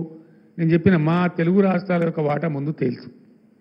ఆ వాటా కేటాయించు అధికారికంగా, దెన్ సర్ప్లస్ ఉంటే ఆలోచిద్దాం. కానీ మా వాటానే తేల్చకుండా, మా అవసరాల గురించి పట్టించుకోకుండా నువ్వు గోదావరిని తీసుకుపోయి ఇవనుకో అప్పచెప్తా అంటే ఇదెక్కడ అన్యాయం? ఎట్లా తీసుకుపోతావు? నువ్వు మా నోట్లో మన్ను పోస్తావా? మళ్ళీ మేము తాగునీళ్ళకి సావన్నా అని ఒప్పుకోలేను నేను, ఎప్పుడు కూడా ఒప్పుకోలే. కాబట్టి ఆ రకంగా ఇలా తీసుకొని పోతా అంటాడు ఆయన. వీళ్ళని ఏం చేసిండు? కేఆర్ఎంబి నేనున్నప్పటి నుంచే ఉంది. వాడు నేనున్నప్పుడు కూడా మా మీద పెత్తనం చెలాయించే ప్రయత్నం చేసిండు. నేను చెప్పిన setup be there in your limits అని చెప్పిన నేను. వాడి మా మీద పెత్తనం కర్ర పెత్తనం చేయబోతే నేను చెప్పిన no, you are only a coordinator between 2 states. నువ్వు మాకంటే you are not above us, be in your limits అని చెప్పినాం కేఆర్ఎంబికి. కానీ వీళ్ళేమో ఈ దద్దనగాలు తీసుకుపోయి వాళ్ళకి అప్పచెప్పినారు. నాగార్జున సార్ కట్ట మీకు పోలేని స్థితి తెచ్చినారు ఈరోజు. మనం పోలేం, ఇప్పుడు ఎవరం పోలేం. మన ఆంధ్ర తేలిపాడు నుంచి నీళ్ళు తరలించుకొని పోతున్నా కూడా మాట్లాడిన పరిస్థితి లేదు. వీళ్ళు తీసుకొని పోయినారు, వాళ్ళు 4 TMC నీళ్ళు తీసుకొని పోయినారు. ఆ విధంగా ఈ గోదావరిని కూడా ఎత్తుకొని పోతానని అంటున్నారు నరేంద్ర మోడీ. ఈ రకంగా నేను ప్రజలకు కూడా ఈ సందర్భంగా మనవి చేసేది ఏంటంటే, మీరు మంచి స్పందన ఇచ్చినారు, నా బస్సు యాత్రను విజయవంతం చేసినారు. I'm very grateful. నేను చాలా ధన్యవాదం తెలుపుతున్న ప్రజలందరికీ. నాకంత మంచి వెల్కమ్ చెప్పినందుకు, ఆవేశపూరితమైనటువంటి స్వాగతం చెప్పినందుకు, బ్రహ్మాండమైన స్పందన ఇచ్చినందుకు, నన్ను కలిసి మీ బాధలు తెలియజేసినందుకు నేను మీ అందరికీ కృతజ్ఞతలు తెలుపుతా ఉన్నా. ఒక్కటే మాట మీకు మనవి చేస్తా ఉన్నా, ఆనాడు తెలంగాణ ఉద్యమం నేను ప్రారంభించినాడు ఎవరికి నమ్మకం కూడా లేదు. తెలంగాణ వస్తుంది అనే నమ్మకం ఎవరికి లేకుండే. కానీ 14 ఏళ్ళు అద్భుతంగా నేను పురోగమించి చాలా బ్రహ్మాండంగా తెలంగాణ రాష్ట్రం తెచ్చి మీకు అప్పచెప్పిన విషయం మీకు తెలుసు. ఆ తర్వాత 10 ఏళ్ళు ఒక పూల పొదరిల్లు లాగా దీన్ని ఒకటి అన్ని వర్గాల ప్రజలను కూడా ఒక సమభావంతో చూస్తూ, అన్ని మతాల వారిని, అన్ని కులాల వారిని అందరినీ గౌరవిస్తూ ఒక మంచి నీట్గా ఉండే తెలంగాణను తయారు చేసి పర్ క్యాపిటా పెంచినాను, జిఎస్డిపి పెంచినాను, మౌలిక సమస్యలు తీర్చినాను, శాశ్వతంగా దరిద్రాలు పోగొట్టే దళిత బంధు లాంటి పరిస్థితులు కూడా తీసుకొచ్చినాము. ఈ విధంగా తెచ్చినాం. ఈరోజు అనుకోకుండా మన జరిగిన ఎన్నికల్లో స్వల్ప ఓట్ల తేడాతో బీఆర్ఎస్ ఓడిపోయింది. పర్వాలేదు, ప్రజలు ఏ పాత్ర ఇస్తే ప్రజల తీర్పు మాకు శిరోధార్యం. ఏ పాత్ర ఇస్తే ఆ పాత్ర పోషించాల్సిందే, తప్పకుండా ఆ పాత్ర పోషణ చేస్తాం. కానీ ఇప్పుడు ఈ క్రూషియల్ పార్లమెంట్ ఎన్నికల్లో నేను ఒక్కటే మాట మనవి చేస్తా ఉన్నా, డెఫినెట్గా ఇప్పుడు ఖచ్చితంగా నిర్ధారణకు వస్తున్న విషయం ఏంటంటే, ప్రతిరోజు వచ్చే వార్తలను బట్టి ఇండియా కూటమి అనేది పెద్దగా లేదు, ఎన్డీఏలో కూడా ఎవరు దిక్కులేడు, అంతే వెళ్ళిపోయింది. ఎవరిని ఇవాళ పని వాళ్ళు బీజేపీకి 200 సీట్లు దాటే పరిస్థితి లేదు అని చెప్తున్నారు స్పష్టంగా, ట్రైలింగ్ బిహైండ్. అందుకే నరేంద్ర మోడీ చొక్కాలు కమిటీలు దింపుకుంటా ఉన్నాడు దారుణంగా ప్రతిరోజు. ఇక మొత్తం రిజర్వేషన్లు తీసేస్తారు, ముస్లింలకు ఇస్తారు, దళితులే తీసేస్తారు, బీసీలే తీసేస్తారని చెప్పి ప్రతిరోజు అంగిలాగా చెప్పుకుంటున్నాడు ఆయన. అరుస్తూ ఉన్నాడు, గాండ్రిస్తూ ఉన్నాడు. ఎందుకు గాండ్రిస్తూ ఉన్నాడు అంటే దానికి కారణం ఏంటంటే కిందికి పోతా ఉన్నది, గ్రాఫ్ పోయింది. 400 పార్లే 200 పార్ కానీ ఆగిపోయే పరిస్థితి ఉంది. మ్యాక్సిమం నాకు మనం వచ్చిన నేషనల్ న్యూస్ ఛానల్స్ వాళ్ళు నేను అడిగిన ప్రైవేట్గా, ఏమైనా ఏం సంగతి అంటే 220 నైపార్ కర్తే సాబ్ అని చెప్తున్నారు, అక్కడనే ఆగిపోయే పరిస్థితి అని చెప్తున్నారు. దాంతో గాండ్రింపులు మొదలుపెట్టినారు. ఇప్పుడు అది జరుగుతూ ఉన్న సన్నివేశం. కాబట్టి కాంగ్రెస్ పరిస్థితి దారుణంగా ఉంది. వాళ్ళు ఎట్లా దిగజారిపోయి ఉన్నారు, వాళ్ళకు కూడా లేదు. డెఫినెట్గా కనబడుతున్న దృశ్యం ప్రకారం, ఖచ్చితంగా నా అనుభవం ప్రకారం నేను చెప్తున్నా, ప్రాంతీయ పార్టీల కూటమే ఈరోజు దేశాన్ని శాసించే స్థాయికి పోతా ఉంది. ఒక రివర్స్ సీన్ కనపడుతుంది ఇప్పుడు. నాకు నేషనల్ టీవీ ఛానల్ వాళ్ళు నన్ను అడిగినారు, మీరు 10-12 సీట్లు గెలుస్తామంటారు కదా కేసీఆర్ గారు, మీరు అటు సపోర్ట్ చేస్తారా ఇటు సపోర్ట్ చేస్తారంటే, లేదు బాబు, it is going to be otherwise. ప్రాంతీయ పార్టీలు అందరం కలిసి బలమైనటువంటి కూటమి ఏర్పడతాం. మాకు కాంగ్రెస్ బీజేపీ సపోర్ట్ చేసే పరిస్థితి వస్తుంది, మేము వాళ్ళకి సపోర్ట్ చేసే రోజులు పోయినాయి. ఇప్పుడు ఇండియాలో ఈ పార్లమెంట్ ఎన్నికల్లో ఆ సీన్ రాబోతా ఉంది. నేను మళ్ళొకసారి రిపీట్ చేస్తున్నా, మీకు బోర్ కొట్టినా సరే. ఇప్పుడు పార్లమెంట్ ఎన్నికల అనంతరం ఇక్కడ రాబోయే దృశ్యం ఏంటంటే, భారతదేశంలో స్కాండినేవియన్ కంట్రీస్లో వచ్చినట్టుగా ప్రాంతీయ శక్తులు బలోపేతమై, ప్రాంతీయ పార్టీలు బలోపేతమై వీళ్ళ కూటమే పెద్దదిగా అవతరించబోతున్నది. వీళ్ళకే ఏదో ఒక జాతీయ పార్టీ సపోర్ట్ ఇచ్చి ప్రభుత్వం ఏర్పాటు చేసే పరిస్థితి రాబోతా ఉంది డెఫినెట్గా. కాబట్టి ఇటువంటి కీలక సమయంలో 100% గోపాల్, మీకు ఏం డౌట్ అవసరం లేదు సోమగోపాల్ గారు, 100% I'm telling you see it. నేను 2-3 విషయాలు చెప్తున్నా, 100% జరగబోతాయి. నేను తిరిగి వచ్చి చెప్తా ఉన్నా, ఊరికే చెప్తా, ఇంట్లో కూర్చుండి జోషన్లాగా చెప్తలేను. బీజేపీకి ఈ రాష్ట్రంలో 1 or none, ఐదర్ 1 ఫ్లూక్లో గెలిస్తే లేదా నన్.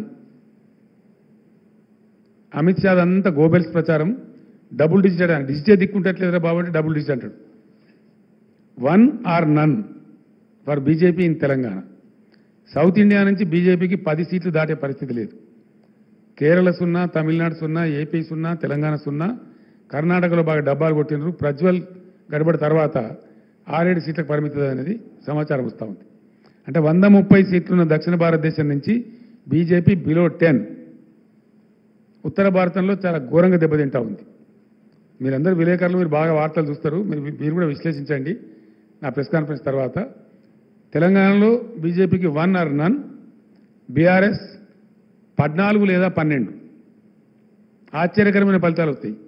నేను చెప్పిన వర్గాల యొక్క ప్రజల ఆగ్రహం, వాటన్నింటినీ అంచనా కట్టి చెప్తున్నాను నేను. ఇవాళ కాంగ్రెస్ కనీసం 9 స్థానాలలో 3వ స్థానంలో ఉంది. 9 స్థానాలలో 3rd ప్లేస్లో ఉంది. బీజేపీ సెకండ్ ఉన్నా చాలా ఫార్ ఆఫ్ ఉంది మాతో, చాలా far off. For example Peddapalli లాంటి సిచ్యువేషన్ ఉంది. కాంగ్రెస్ 3rd ప్లేస్లో ఉంది, బీజేపీ మా దాంట్లో సగం కూడా లేదు.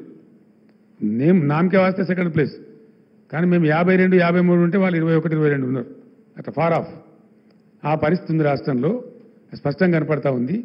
దీన్ని సద్వినియోగం చేసుకొని తెలంగాణ అస్తిత్వాన్ని కాపాడుకోవాలంటే, తెలంగాణకు కృష్ణా గోదావరి జలాలు దక్కేటువంటి దాన్ని సాధించుకోవాలంటే, తెలంగాణ ఆత్మగౌరవం, అస్తిత్వ గౌరవం నిలబడాలంటే ఖచ్చితంగా ఈ క్రూషియల్ టైంలో బీఆర్ఎస్ ఎంపీలనే గెలిపించాలి. ఆ ఆవశ్యకత ఉంది. నేను మీ బిడ్డగా చెప్తా ఉన్నా తెలంగాణ ప్రజలకు, ఈ క్రూషియల్ టైంలో కేంద్రంలో మనం కీలకంగా మారబోతాం. మీరు ఒక 14 సీట్లు నాకు గెలిపియండి, నేను చూపిస్తా తెలంగాణ తడాకా ఏందో దేశ రాజకీయాల్లో నేను చూపిస్తా. మీరు సమున్నతంగా ఇది మా తెలంగాణ అని తలెత్తుకొని చెప్పుకునే విధంగా బ్రహ్మాండంగా రాజకీయాలను శాసిస్తాం. ఆ రకంగా తెలంగాణ దేశ రాజకీయాలను శాసించే దిశగా పోవాలి. తెలంగాణ మేధావి లోకానికి, తెలంగాణ యువతకు నేను చేసే విజ్ఞప్తి, ఒక ఒరబడిలో పడి కొట్టుకొని పోవద్దు, ఒక దానిలో పడి కొట్టుకొని పోవద్దు. మంచిగా స్థిరంగా ఆలోచించి నిర్ణయం తీసుకొని బీఆర్ఎస్ను గెలిపిస్తే, బీఆర్ఎస్ ఇంటి పార్టీ, ఏ రోజైనా తెలంగాణ కోసం పేగులు దిగేదాకా కొట్లాడే పార్టీ కాబట్టి దయచేసి బీఆర్ఎస్ను అత్యధిక స్థానాలలో అత్యధిక మెజార్టీతో గెలిపించండి. తెలంగాణ ఆత్మగౌరవాన్ని నిలబెట్టండి. తెలంగాణ నదుల నీళ్లు తెలంగాణకు దక్కేటట్టు కాపాడండి. తెలంగాణ ఆత్మగౌరవాన్ని సమున్నతంగా ఎగరవేసే స్థాయిని కాపాడండి. బీజేపీకి ఓటేస్తే అశాంతి, అలజడి తప్ప ఇంకోటి రాదు, ఏమి జరగదు. ఆ బీజేపీ పిచ్చిల పడి పోతే మనకు ఏమి రాదు. బీఆర్ఎస్ తెలంగాణ బలం, బీఆర్ఎస్ తెలంగాణ శక్తి ఏ రోజుకైనా మంటిపైనకైనా సరే ఇంట్లో ఉండాలన్నారు. ఈ ఢిల్లీ గులాములు గెలిచి మనకు సాధించేదేం లేదు. గతంలో 4 బీజేపీ ఎంపీలు గెలిచి ఒక కేంద్ర మంత్రి ఉంటే 4 రూపాయల పని కూడా జరగలేదు, రాష్ట్రానికి ఏమి లాభం జరగలేదు. కాంగ్రెస్ వాళ్ళు గెలిచిన చేతులు కట్టుకొని నిల్చుంటారు తప్ప వాళ్ళు మాట్లాడే పరిస్థితి కాదు. కాబట్టి ఢిల్లీ గులాముల కంటే తెలంగాణ బిడ్డలు గెలవడమే ముఖ్యం. కాబట్టి ప్రాంతీయ శక్తులతో ఇప్పుడు రాజ్యం రాబోతుంది కాబట్టి మనం ఒక బలమైన ప్రాంతీయ శక్తిగా ఉండాలి. మనకు తమిళనాడు మంచి ఆదర్శం. తమిళనాడులో ద్రావిడులు ఎంత బలంగా ఉండి ద్రవిడ పార్టీలను గెలిపిస్తారు తప్ప బయట పార్టీలను గెలిపియరు. మనం కూడా అట్లే తెలంగాణలో కూడా ఆ శక్తి రావాలి, తెలంగాణకు ఆ ఆలోచన రావాలి. ద్రవిడ పార్టీలను ఆదర్శంగా తీసుకొని తెలంగాణలో ఆ రకమైన మిలిటెన్సీ మనం తయారు చేసుకోవాలి, బ్రహ్మాండంగా ముందుకు పోవాలి. ఈ 2 పార్టీల కథలు చూసినాం మనము. 10 ఏళ్ల బీజేపీ, అంతకుముందున్న 60 ఏళ్ల కాంగ్రెస్, ఇప్పుడు 6 నెలల కాంగ్రెస్. పూర్తి వాళ్ళ రూపం బయటపడ్డది. ఇంకా వాళ్ళ గురించి భ్రమపడితే మోసపోతాం, గోసపడతాం తప్ప జరిగేదేం లేదు. కాబట్టి దయచేసి బీఆర్ఎస్ను బలపరచమని ప్రజలకు విజ్ఞప్తి చేస్తూ ధన్యవాదాలు. One at a time please. ఒక్కరండి. వన్ హైదరాబాద్ని యూటీ చేస్తే బాగుంటుంది, లేదంటే సెకండ్ క్యాపిటల్ చేస్తే బాగుంటుంది, నాకు కూడా ఊరికి దగ్గర అవుతుంది అని చెప్పేసి మాట్లాడింది. ఖర్గే లాంటి వ్యక్తికి అట్లా మాట్లాడకంటే దురదృష్టం ఇంకోటి ఉండదు. ఇన్ని రోజులు ఢిల్లీకి మోసిన ఆయన నాకు హైదరాబాద్ దగ్గర అయిద్దని మాట్లాడి హైదరాబాద్ గొంతుకు వస్తానని తెలంగాణ ప్రజలు ఊరుకోరు. ఇక నేను చెప్పిన దానికి ఇదే బలమైన కారణం. ఖర్గే లాంటి వ్యక్తి కూడా హైదరాబాద్ 2వ రాజధాని కావాలంటుందంటే వీళ్ళు ఎవరు వచ్చినా హైదరాబాద్ను దెబ్బ పెడతారని మనకు అర్థమవుతా ఉంది. హైదరాబాద్ మనది, మన సొంతం, దాన్ని ఎన్నిటి కూడా అట్లా పోనీయం. కాబట్టి ఈ ఖర్గే మాటలు కూడా నా స్టేట్మెంట్ కూడా బలపరుస్తున్నాయి. కాబట్టి అటువంటి పిచ్చి వాళ్ళకు ఇక్కడ స్థానం ఇవ్వద్దని చెప్పి నేను కోరుతా ఉన్నాను. హైదరాబాద్లో పవర్ కట్స్కి బీఆర్ఎస్ ప్రభుత్వం అండర్లైన్ పవర్ వేయకపోవడం, అండర్గ్రౌండ్ పవర్ వేయకపోవడమే కారణమని సీఎం రేవంత్ రెడ్డి చెప్తున్నారు. ఎన్ని సిటీలలో ఉన్నాయండి అండర్ గ్రౌండ్ లైన్లు? ఇండియాలో? అవసరమైన చోట కొద్ది మేర వేస్తారు. ఇక సీఎం రేవంత్ రెడ్డికి ఆయన నోటికి మొక్కాలి. ఆయన ఏం చెప్తాడో అసలు ఆయనకి ఏమైనా తెలుస్తుందా తెలియదా నాకైతే అర్థమైతలేదు. సార్ భాష విషయంలో మనము దేని విషయం అండి? భాష మీరు మాట్లాడే భాష నేను మంచిగా మాట్లాడుతున్నా కదా. భాష విషయంలో సంయమనం పాటించాలంటే మనం ఒక పెద్ద మనుషుల ఒప్పందం చేసుకుందామని నిన్న సీఎం ప్రతిపాదన పెట్టింది సార్. ఈ సీఎమా? ఈ సీఎంఏ సార్. అంటే దయాలు వేదాలు వలించినట్టున్నది. నిన్న నైట్ దయాలు వేదాలు వలించినట్టుందండి అది. సార్ మీరు గతంలో కూడా మూడో ప్రత్యామ్నాయం కోసం ప్రయత్నం చేశారు ప్రాంతీయ పార్టీల తరఫున. ఇప్పుడు మళ్ళీ కొత్తగా ప్రత్యామ్నాయం అంటే ఎన్డీఏ యూపీఏకు ప్రత్యామ్నాయంగా రావాలంటే ఏ పార్టీలు కలిసి వచ్చే అవకాశం ఉంది కేంద్రంలో? మీరు మంచి క్వశ్చన్ అడిగిన ద్వారా చాలా థ్యాంక్స్. ఒక మాట నేను మనవి చేస్తాను. జాతీయ రాజకీయాలలోకి పోదామని చెప్పి నేను బీఆర్ఎస్ పేరు మార్చి ఆ ప్రయత్నం చేసిన. మహారాష్ట్రకి పోయి బాగా చేసినాం. చాలా ఆశ్చర్యం ఏంటంటే నిన్న వాళ్ళు వచ్చి నా దగ్గరికి 2-3 గ్రూపులు వచ్చి బీఆర్ఎస్లో అక్కడ చేరిన వాళ్ళు, సార్ ఇప్పుడు మహారాష్ట్రలో అక్టోబర్లో శాసనసభ ఎన్నికలని మీరు వట్టిగా రాని సార్ నిలబడండి, మేమంతా మీ పేరు చెప్పుకొని గెలుస్తాం, రావాలి, మా దగ్గర మార్పు రావాలి, మీ తెలంగాణలో మీ ప్రభుత్వంలో అమలు చేసిన కార్యక్రమాలు రావాలని మహారాష్ట్ర ప్రజలు బాగా కోరుతున్నారు, మిమ్మల్ని తీసుకురమ్మని అడుగుతున్నారు, మా దగ్గర ఒక భయంకరమైన అనిశ్చితి ఉందని వాళ్ళు వచ్చినారు. నేను తప్పకుండా నా జాతీయ రాజకీయ ప్రస్థానాన్ని కొనసాగిస్తాను, అందులో అనుమానం లేదు. రెండవది, ఈ పార్లమెంట్ ఎన్నికల తర్వాత అందరితోనే ఆలోచించి మీరు అన్నటువంటి ప్రాంతీయ శక్తుల ఐక్యతకు నేను ఎంత చేయగలుగుతానో, నాకెంత సంబంధాలున్నాయో, నాకెంత తెలివితేటలున్నాయో వాటన్నిటిని రంగరించి తప్పకుండా నేను చెప్పిన పరిస్థితి ఉత్పన్నం కావడానికి అన్ని ప్రయత్నాలు చేస్తాను. ఇప్పటికే చాలా మందితో మాట్లాడుతూ ఉన్నాం, లైక్ మైండెడ్స్తోని. వారు ఎవరి పని వాళ్ళు చేసుకుంటూ ఉన్నప్పటికీ మేము కనెక్టెడ్గానే ఉన్నాం. తప్పకుండా అందరం కలిసి ఒక ప్రత్యామ్నాయం రూపొందిస్తాం. ఏదో ఒక జాతీయ పార్టీ మాకు సపోర్ట్ చేయక తప్పని పరిస్థితి ఏర్పడే పరిస్థితులు మాత్రం సృష్టిస్తాం. సార్ హలో సార్, మీరేమో బీఆర్ఎస్ ఇక్కడ సార్ ఇక్కడ సార్ ఇక్కడ మీరేమో బీఆర్ఎస్కు 12 నుంచి 14 అంటున్నారు, అసలు బీజేపీకి 1 అవర్ అని అంటున్నారు. కానీ వాళ్ళేమో బీఆర్ఎస్కే 1 లేదా 2 కాంగ్రెస్ మెజారిటీ సీట్లు గెలవబోతున్నాయి, నెక్స్ట్ బీజేపీ ఉంటుందనేది స్వయంగా ముఖ్యమంత్రి నిన్న మీడియా ప్రతినిధులతో అన్నారు. సో రెండో విషయం ఏంటంటే ముఖ్యమంత్రి చెప్పిన ఎన్ని నిజమైనయో ఎన్ని నిజం కాలేదు ఇప్పుడు ప్రజలకు తెలిసిపోయింది. ముఖ్యమంత్రి గారు చెప్పిన విషయాలు నిజాలు ఎన్ని అబద్ధాలు ఎన్ని, మన అసెంబ్లీ ఎలక్షన్లో ఆయన చెప్పిన ఎన్ని జరిగినాయని ప్రజల అనుభవంలోకి వచ్చేసింది ఆల్రెడీ. దాని గురించి నేను కొత్తగా వ్యాఖ్యానం చేయాల్సిన అవసరం లేదు. అంటే ఈ పార్లమెంట్ ఎన్నికల ఇష్యూ కాబట్టి చెప్తున్నారు, అంటే ఈ సీట్ల విషయంలో మీరు అంటున్నారు కాబట్టి వారు అంటున్నారు. సో రెండో విషయం ఏంటంటే మీ పవర్ పోగానే, పవర్ ఉద్యమ సమయంలో మీకు వ్యతిరేకంగా, తెలంగాణకు వ్యతిరేకంగా, ఉద్యమానికి వ్యతిరేకంగా ఉన్న వాళ్ళంతా మీ దగ్గరకు వచ్చి 3 నెలలు కాకముందే అందరూ మళ్ళీ మీ పార్టీ నుంచి వదిలి వెళ్ళిపోయారు. దాని పట్ల మీరు ఏమనుకుంటున్నారు? నాకు అర్థం కాలేదండి. అధికారం కోల్పోయిన వెంటనే మీ చుట్టూ ఉన్న వాళ్ళ గతంలో తెలంగాణ ఉద్యమం సాగినంత కాలం తెలంగాణను వ్యతిరేకించి, కేసీఆర్ను వ్యతిరేకించి, తెలంగాణ ఏర్పాటుని వ్యతిరేకించిన వాళ్ళు తెలంగాణ ఏర్పాటు కాగానే మీ చుట్టూ వచ్చి చేరారు. సో మళ్ళీ మీ అధికారం పోగానే మళ్ళీ వెళ్ళిపోయారు. వాళ్ళ గురించి ఏంటి మీ కామెంట్? ఇప్పుడు ఏమైపోయిందంటే భారత రాజకీయాలలో మరి ముఖ్యంగా నరేంద్ర మోడీ ప్రధానమంత్రి అయిన తర్వాత చాలా దుర్మార్గాలు జరుగుతున్నాయండి. జరిగి ఏమైందంటే సన్ఫ్లవర్ గ్యాంగ్ ఎక్కువ తయారైపోయింది. ఆ సన్ఫ్లవర్ ఏంటంటే పొద్దు తిరుగుతుంది. ఈ పవర్ ఫ్లవర్స్ ఇవన్నీ ఇప్పుడు కాంగ్రెస్లో పోయిన వాళ్ళందరూ కాంగ్రెస్ని గెలిపిస్తారా అండి? గెలిపించడానికి పోతున్నారా? ఎందుకు పోతున్నారు? వాళ్ళు వాళ్ళ స్వార్థం కోసం, వాళ్ళ పనుల కోసం, వాళ్ళ పైరవీల కోసం, వాళ్ళ స్వలాభం కోసం పోతున్నారు. మీరు చెప్పిన దాంతో నేను అన్నిటితో ఏకీభవిస్తున్నాను, ఒక పాయింట్ ఏకీభవిస్తలేను. అందరు పోయిన మీరు మా అందరూ పోలేదు. బీఆర్ఎస్ ఒక మహాసముద్రం, 60 లక్షల సభ్యత్వం ఉన్నటువంటి పార్టీ. ఎవరైనా ఎలిమినేట్ చేస్తాం పలానా దాన్ని అనుకుంటే తప్పదే, ఆ గర్వం పనికిరాదు. మేము మొన్నటిదాకా 10 ఏళ్ళ అధికారంలో కాంగ్రెస్ అవుట్ ఆఫ్ పవర్ ఉంది. కాంగ్రెస్ ఎలిమినేట్ అయిందా? డెసిమేట్ అయిందా? కాదు కదా. చంద్రబాబు నాయుడు గారు కూడా ఒక టైంలో 2004 to 2014 ఆయన పవర్లో లేరు, అంతమంది టీడీపీ డెసిమేట్ అయిందా? అది భ్రమ. ఒక సంస్థను, ఒక శాశ్వతంగా ఉండే సంస్థను, ఒక బలోపేతంగా విస్తరించినటువంటి సంస్థను డెసిమేట్ చేస్తాం, ఎలిమినేట్ చేస్తామంటే అది అహంకారం తప్ప మరొకటి కాదు. అది ఇంపాసిబుల్. అందులో బీఆర్ఎస్ను డెసిమేట్ చేయడం అనేది 1 లక్ష రేవంత్ రెడ్డిలు, కోటి ఇంకో వచ్చినా ఏం ఎంతగా మనం కూడా ఫరक పడదండి. सर असेंबली में असेंबली में आपको असेंबली में एमआईएम आपको सपोर्ट कर रही थी, लेकिन पार्लियामेंट इलेक्शन में बिल्कुल वो दूर हो गए. आप क्या समझते हैं? आप कैसा बोल रहे दूर हो गए बोल के? तो मैं आपको क्या आप कैसा बोल रहे दूर हो गए? आपके किसी प्रोग्राम में कहीं भी आपका जिक्र नहीं करे, वो किसी भी प्रोग्राम में कहीं जिक्र नहीं करे. जैसा असेंबली में उससे दूर हो गए बोल के समझेंगे? गाँव जाके आपके सपोर्ट के बारे में बात करे. देखिए नहीं सुनिए भाई, एमआईएम हमसे दूर हो गए बोल के कौन बोल रहे हैं?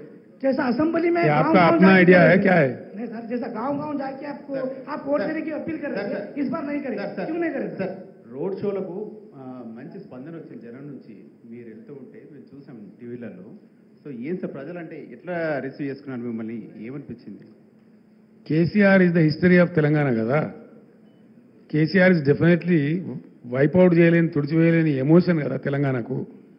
కేసీఆర్ తెలంగాణకు ఉన్న బంధం అది కదా.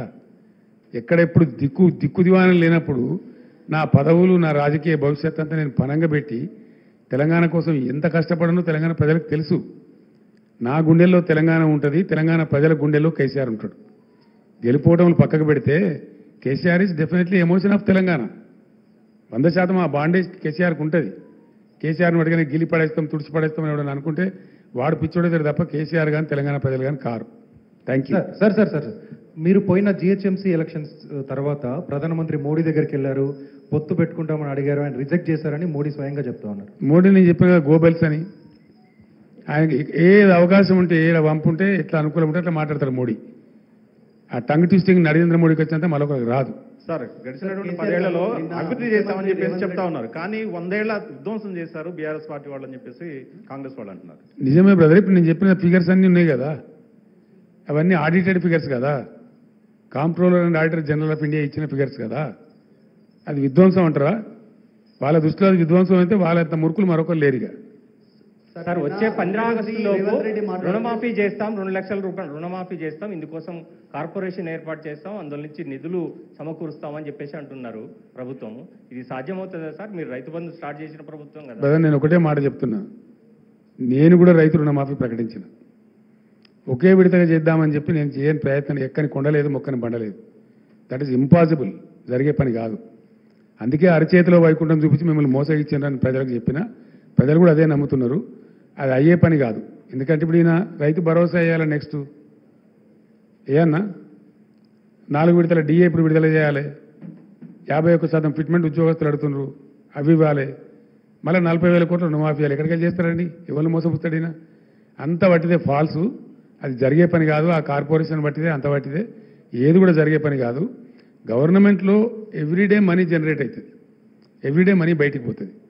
అట్లా విడుదల వారికి జరుగుతుంది తప్ప రూపాయి రాక రూపాయి పోక అని ఉంటుంది తప్ప గవర్నమెంట్ దగ్గర అట్లా సూట్ కేసులలో డబ్బులు ఉండేయండి. ఈయన చెప్పేదంతా భ్రమ. ఆయన భ్రమలో ఉండి ప్రజలను కూడా భ్రమింపజేసేటువంటి ఒక ప్రయత్నం చేస్తా ఉన్నాడు. ఆయన సఫలీకృతం కాడు. కేసీఆర్ గారు నిన్న ముఖ్యమంత్రి రేవంత్ రెడ్డి గారు మాట్లాడుతూ ఒక మాట అన్నారు సార్. ఆయన చేతుల మైకుందా బాబు? కేసీఆర్ గారు తెలంగాణ రాష్ట్రం ఏర్పడక ముందు అనేక మంది ఉద్యమకారులను, మేధావులను కలుపుకుపోయిన కేసీఆర్ అధికారం ఉన్న 10 సంవత్సరాలు తెలంగాణ ఉద్యమకారులను పక్కకు పెట్టిండు. జర్నలిస్టులకు కూడా ఎలాంటి న్యాయం చేయలేదు. కాబట్టి మొన్న అధికారం కోల్పోయాడు. ఇప్పుడు కారు షెడ్డుకు పోయింది, అది బయటికి రాదు. కాబట్టి ఇప్పుడు పార్లమెంట్ ఎన్నికల్లో బీఆర్ఎస్కు ఓటు వేయాల్సిన పని లేదని చెప్పి కాంగ్రెస్ చెప్తా ఉంది. ఓకే, మరి చాలా సంతోషం. షెడ్లో ఉన్నది కదా కారు, ఎంత బలంగా వస్తుందో దాని తాటికి రేవంత్ రెడ్డి ఎక్కడ కొట్టుకపోతాడో మీరు నేను ఇద్దరం చూద్దాం. ఉద్యమకారుల విషయం సార్, ఉద్యమకారుల విషయం కేసీఆర్ గారు మీ పని అయిపోయిందండి. ఉద్యమకారుల దగ్గర తీస్తారా? ఇప్పుడు వేరే వాళ్ళకి అవకాశం ఏంటి?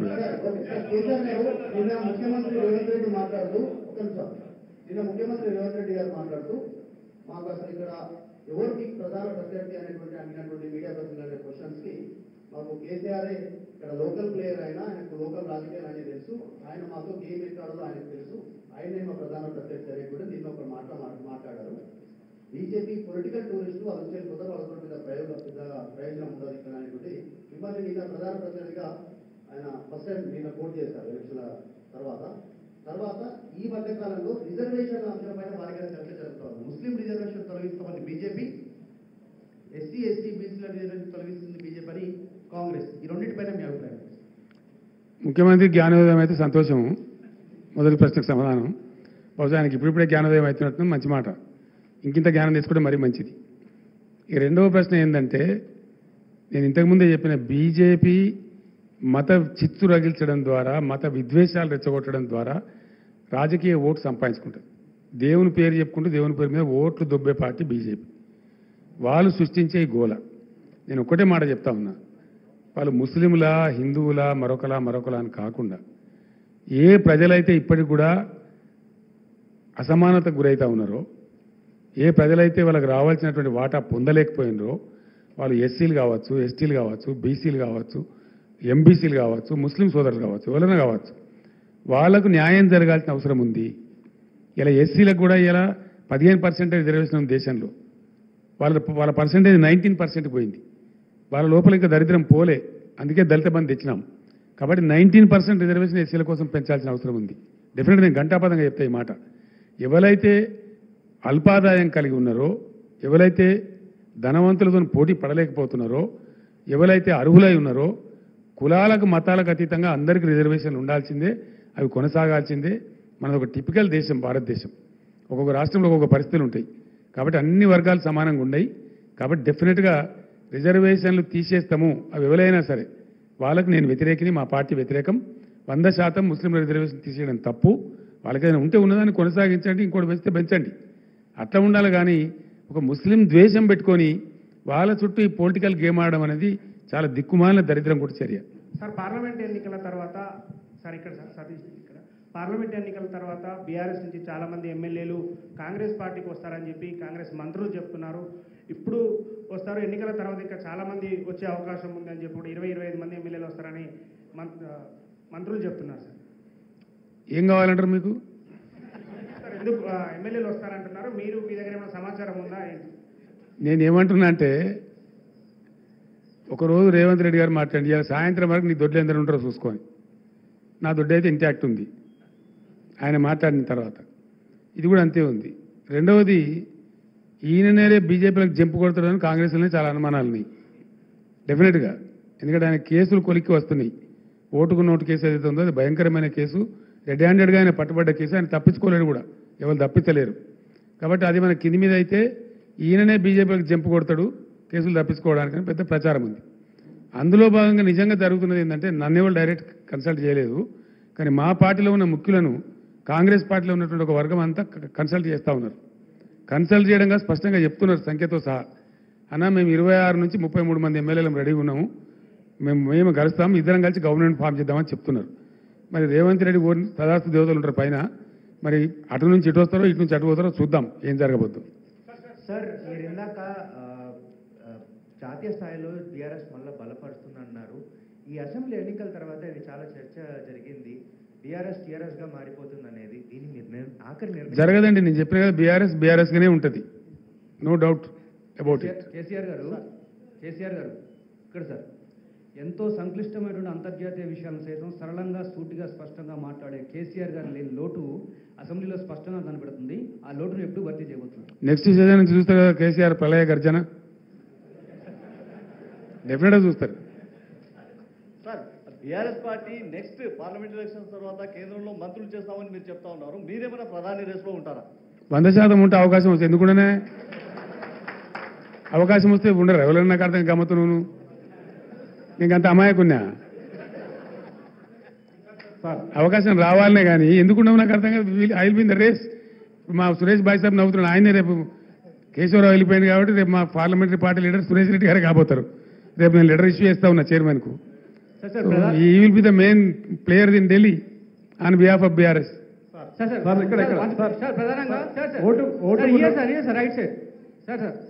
మళ్ళీ వాడేమైనా నా మీద నిశ్చయం పెట్టగలడా? టైం ఎంత అయింది?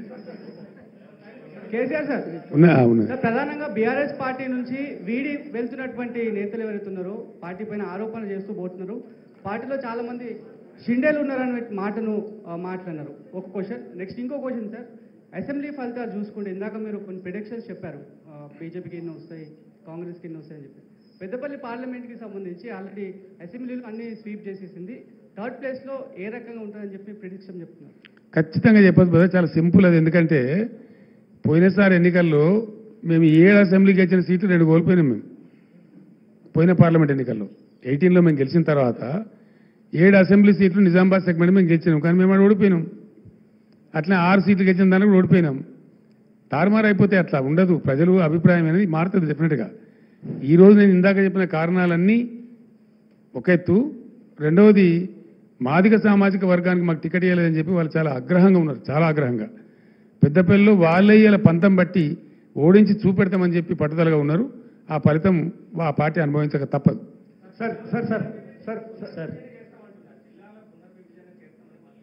నేను ఒకటే మాట చెప్తా ఉన్నా, ఈ ప్రభుత్వానికి ఏం పని లేదు. పలినేని మంగలి పిలితల కొరిగిండి అన్నట్టుగా అసలు చేయాల్సిన పని వదిలిపెట్టి అన్ని పనికిమాలిన పనులు వీళ్ళు ముందరేసుకుంటున్నారు. సార్ ఇండా బాబు, ఒక్కొక్క జిల్లా చేస్తున్నప్పుడు నేను వట్టిగా చేయలేదండి. దాని మంచి చెడ్డలు, దాని పూర్వపరాలు, దాని గ్రోత్ ఆశించి ఛత్తీస్గఢ్లో అక్కడ చీఫ్ సెక్రటరీ గారితో మాట్లాడేది కూడా వాళ్ళు ఒక బస్తర్ జిల్లాను అనేక జిల్లాలు చేసిండ్రు. ఎట్లా చేయాలని అడిగినప్పుడు భూపాలపల్లి జిల్లా ఏర్పాటు చేసిన, ములుగు ఏర్పాటు చేసిన, ఇంకా కొన్ని జిల్లాలు ఏర్పాటు చేసిన వాటి భౌగోళిక పరిస్థితులను బట్టి అవి గ్రోత్ కారిడార్లుగా మారాలని చెప్పి అక్కడ లైట్ రావాలి, అడ్మినిస్ట్రేషన్ పోవాలి, అక్కడ కలెక్టర్ ఉండాలి, ఎస్పీ ఉండాలి, ఉంటేనే బాగా జరుగుద్దని గతంలో కలోలిత ప్రాంతాలుగా ప్రకటించిన సిరిసిల్ల జగిత్యాల కావచ్చు, భూపాలపల్లి ములుగు కావచ్చు, స్టేట్ బార్డర్లో ఉండేటువంటి గద్వాల జిల్లా లాంటివి కావచ్చు, చాలా ఆలోచనతో తెలంగాణ యొక్క ప్రగతిని ఆశించి చేసిన జిల్లాలు అవి. ప్రజలు చాలా హ్యాపీగా ఉన్నారు.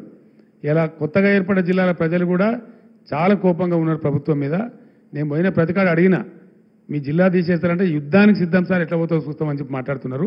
పార్లమెంట్ ఎన్నికల్లో ఈ కొత్త ఏవైతే జిల్లాలు తీసేస్తామని కాంగ్రెస్ చెప్పిందో ఆ దెబ్బ కూడా ఇప్పుడు కాంగ్రెస్ పడబోతా ఉంది. Sir sir sir sir sir ఇక్కడ సార్ నరేందర్ సార్ ఇక్కడ సార్ ఉద్యమ సమయంలో సార్ ఇక్కడ ఇక్కడ సార్ సార్ నేను సార్ ఇది ఫోన్ ట్యాపింగ్ కేసులో రాధాకిషన్ రావు మీ ఆదేశాలనే మేము పాటించినాము, మా సొంత నిర్ణయాలు ఏం తీసుకోలేదని సిఆర్పిసి 141 సెక్షన్ స్టేట్మెంట్ ఇచ్చారు సార్. వాడేవాడా Radhakishan Rao? Who is he? DCP sir, DCP. నాకు తెలియదు, నీకు అంత తెలుసా? నీకు ఆయన లేదు సార్. రాష్ట్రంలో 100 మంది డీసీపీలు ఉంటారు, వాడు కూడా ఒక్కరి పేరు పట్టుకుని ఉన్నాను అడిగింది. నాకు అర్థం కాదు. తలా తోకలేని ప్రశ్న అది. అసలు ఆ ఫోన్ ట్యాపింగ్ ఏదైనా మీకు పిచ్చి పట్టుకున్నది? కానీ ముఖ్యమంత్రికి ఫోన్ ట్యాపింగ్ ఏమైనా సంబంధం ఉంటారా? రాహుల్, నువ్వు ఇంత పెద్ద సీనియర్ లీడరు. ముఖ్యమంత్రి gets reports from the intelligence department. వాడు ఎట్లా తీసుకొచ్చిన రిపోర్ట్ మాకెట్లా తెలుస్తుంది? నాకు అర్థం కాదు. వాడు ట్యాపింగ్ చేసిండా, టూపింగ్ చేసిండా, డబ్బులు ఇచ్చిండా, ఇంకేదైనా రహస్య వ్యవస్థ పెట్టుకున్నా మాకు ఎందుకు తెలుస్తుంది? అదో ఇష్యూ అవా ఇంత సిల్లి? ఆ గవర్నమెంట్ ఎంత సిల్లి ఉన్నదో మీరు కూడా అట్లా తయారైపోయిన పూర్తిగా. What is that non sense? నాకు అర్థం కదా. ఫోన్ ట్యాపింగ్ అది పెద్ద ఫినాయిల్ పెట్టి నోలు కడుకునే పరిస్థితి తెస్తా ఉన్నారు. ఎవరో కొందరు బాగాగాలు పని లేక ఫోన్ ట్యాపింగ్ తోకట ఏం ట్యాపింగ్ అయినా నాకు అర్థం కాదు. ఇలా ఈ ముఖ్యమంత్రి తరఫున ఇంటెలిజెన్స్ ట్యాపింగ్ చేస్తలేదా అండి? Do you say that? ప్రతి ప్రభుత్వానికి ప్రపంచంలో గూఢచార వ్యవస్థ లేని ప్రపంచమే ఉండదు, ప్రభుత్వమే ఉండదు. వాళ్ళు సమాచార సేకరణ చేసి ప్రభుత్వానికి ఇస్తారు. సాయంత్రానికో పొద్దున్న early morning, every morning intelligence comes and brief the chief minister about the law and order situation. చాలా చాలా ఉంటాయి. మన దగ్గర హైదరాబాద్లో పేలుళ్ళు జరిగినాయి, అట్లాంటిది ఏదైనా ఉంటుంది, ఇంకేదైనా ప్రమాదాలు ఉంటాయి, కొన్నిసార్లు కొన్ని విచిత్రమైన దొంగల ముఠాలు వస్తాయి. అట్లాంటివన్నీ కూడా సమాచారం సేకరించి ఇస్తూ ఉంటారు. ఏం చేయాలో చెప్తారు. దాన్ని బట్టి గవర్నమెంట్ ఏంటంటే వివిధ శాఖల అధికారులకు అప్రమత్తం చెప్పి కల్తీ విత్తనాలు ఉంటుంది, దాని మీద కూడా ఇస్తారు. వాళ్ళు ట్యాపింగ్ చేస్తాడా, టూపింగ్ చేస్తాడా మాకేం తెలుస్తుందా? నాకు అర్థం కాదు. No minister is concerned with that, no chief. అసలు కన్సర్న్ ఉండదు. We're only concerned with the reports given by the intelligence. The way the brought the report we don't know. That is purely internal matter of the police department. And ఇంకోటి అండి అదేదో మీరు పెద్ద భ్రమలో ఉన్నారు. పోలీసులు ఎప్పుడు ఫోన్ ట్యాపింగ్ చేసినా బాజాప్తాగా టెలిగ్రాఫ్ యాక్ట్ ప్రకారం 1869 టెలిగ్రాఫ్ యాక్ట్ ప్రకారం బాజాప్తా రాష్ట్ర హోమ్ సెక్రటరీ పర్మిషన్ తీసుకొని చేస్తారు. అది పర్మిషన్ లేకుండా చెయ్యరు. ఇది ఇంగితమైన ప్రతి ఒక్కరికి తెలుసు. తర్వాత తీసుకున్న దాన్ని డిమాలిజ్ చేయొచ్చని కూడా ఉంది ఆ చట్టంలో. ఒక నిర్ణీత వ్యవధి తర్వాత వాళ్ళు సేకరించిన సమాచారాన్ని డిమాలిజ్ చేయొచ్చని కూడా అదే యాక్ట్లో ఉంది. ఇది తెలియకుండా అదేదో పెద్ద భయంకరమైన వ్యవహారం అన్నట్టు, దాని ఏదో తోకమట్టం ఏదో కొండందో వెలకబట్టుకున్నాం అన్నట్టు ఏమి బట్టి ట్రాష్ గ్యాస్ దాంతో ఏం అయ్యేది. మీరు ఆ భ్రమలు ఉండకండి. సార్, తెలంగాణ ఉద్యమ సమయంలో 2001 నుంచి 2014 దాకా కేసీఆర్ కుటుంబ సభ్యులకు పారాగాన్ చెప్పులు వేసుకోనేటువంటి వ్యక్తులు అదే సమయంలో డీజిల్ పోసుకుందామన్నా కూడా కారుకు అట్లాంటి పరిస్థితులు ఉన్నటువంటి వారు ఈరోజు లక్షల కోట్లు సంపాదించారు. అలా డబ్బులంతా స్వాధీనం చేసుకుంటామని పదే రేవంత్ రెడ్డి చెప్తున్నారు. చాలా సంతోషం. చేసుకోమని వెంటనే అర్జెంటుగా చేసుకోమని చెప్పాలా? పారాగాన్ చెప్పులు లేకుండా నేనుంటున్నా, రేవంత్ రెడ్డి ఉండినా ప్రజలకు తెలుసు కదా. పారాగాన్ చెప్పులు లేకుండా ఎవరు అనేది అందరికీ తెలుసు కదా దేశంలో. ఎవరు భూ కబ్జాదారు, ఎవరు బ్లాక్ మెయిలరు, ఎవరు ఓటుకు నేటి కేసులో పట్టుబడ్డరు, ఎవరు దొంగ దందాలు చేసిండ్రు, ఎవరు భూమాఫియా అందరికీ తెలుసు రాష్ట్రంలో. మా పారాగాన్ చెప్పులు లేని ఫ్యామిలీ అండి మాది. Sir Srinivas sir, city vision live. గతంలో రైతులకు ఉచిత ఎరువులని ఒక హామీ ఇచ్చారు మీరు. చాలా సంతోషపడ్డారు, ఆశపడ్డారు రైతులు.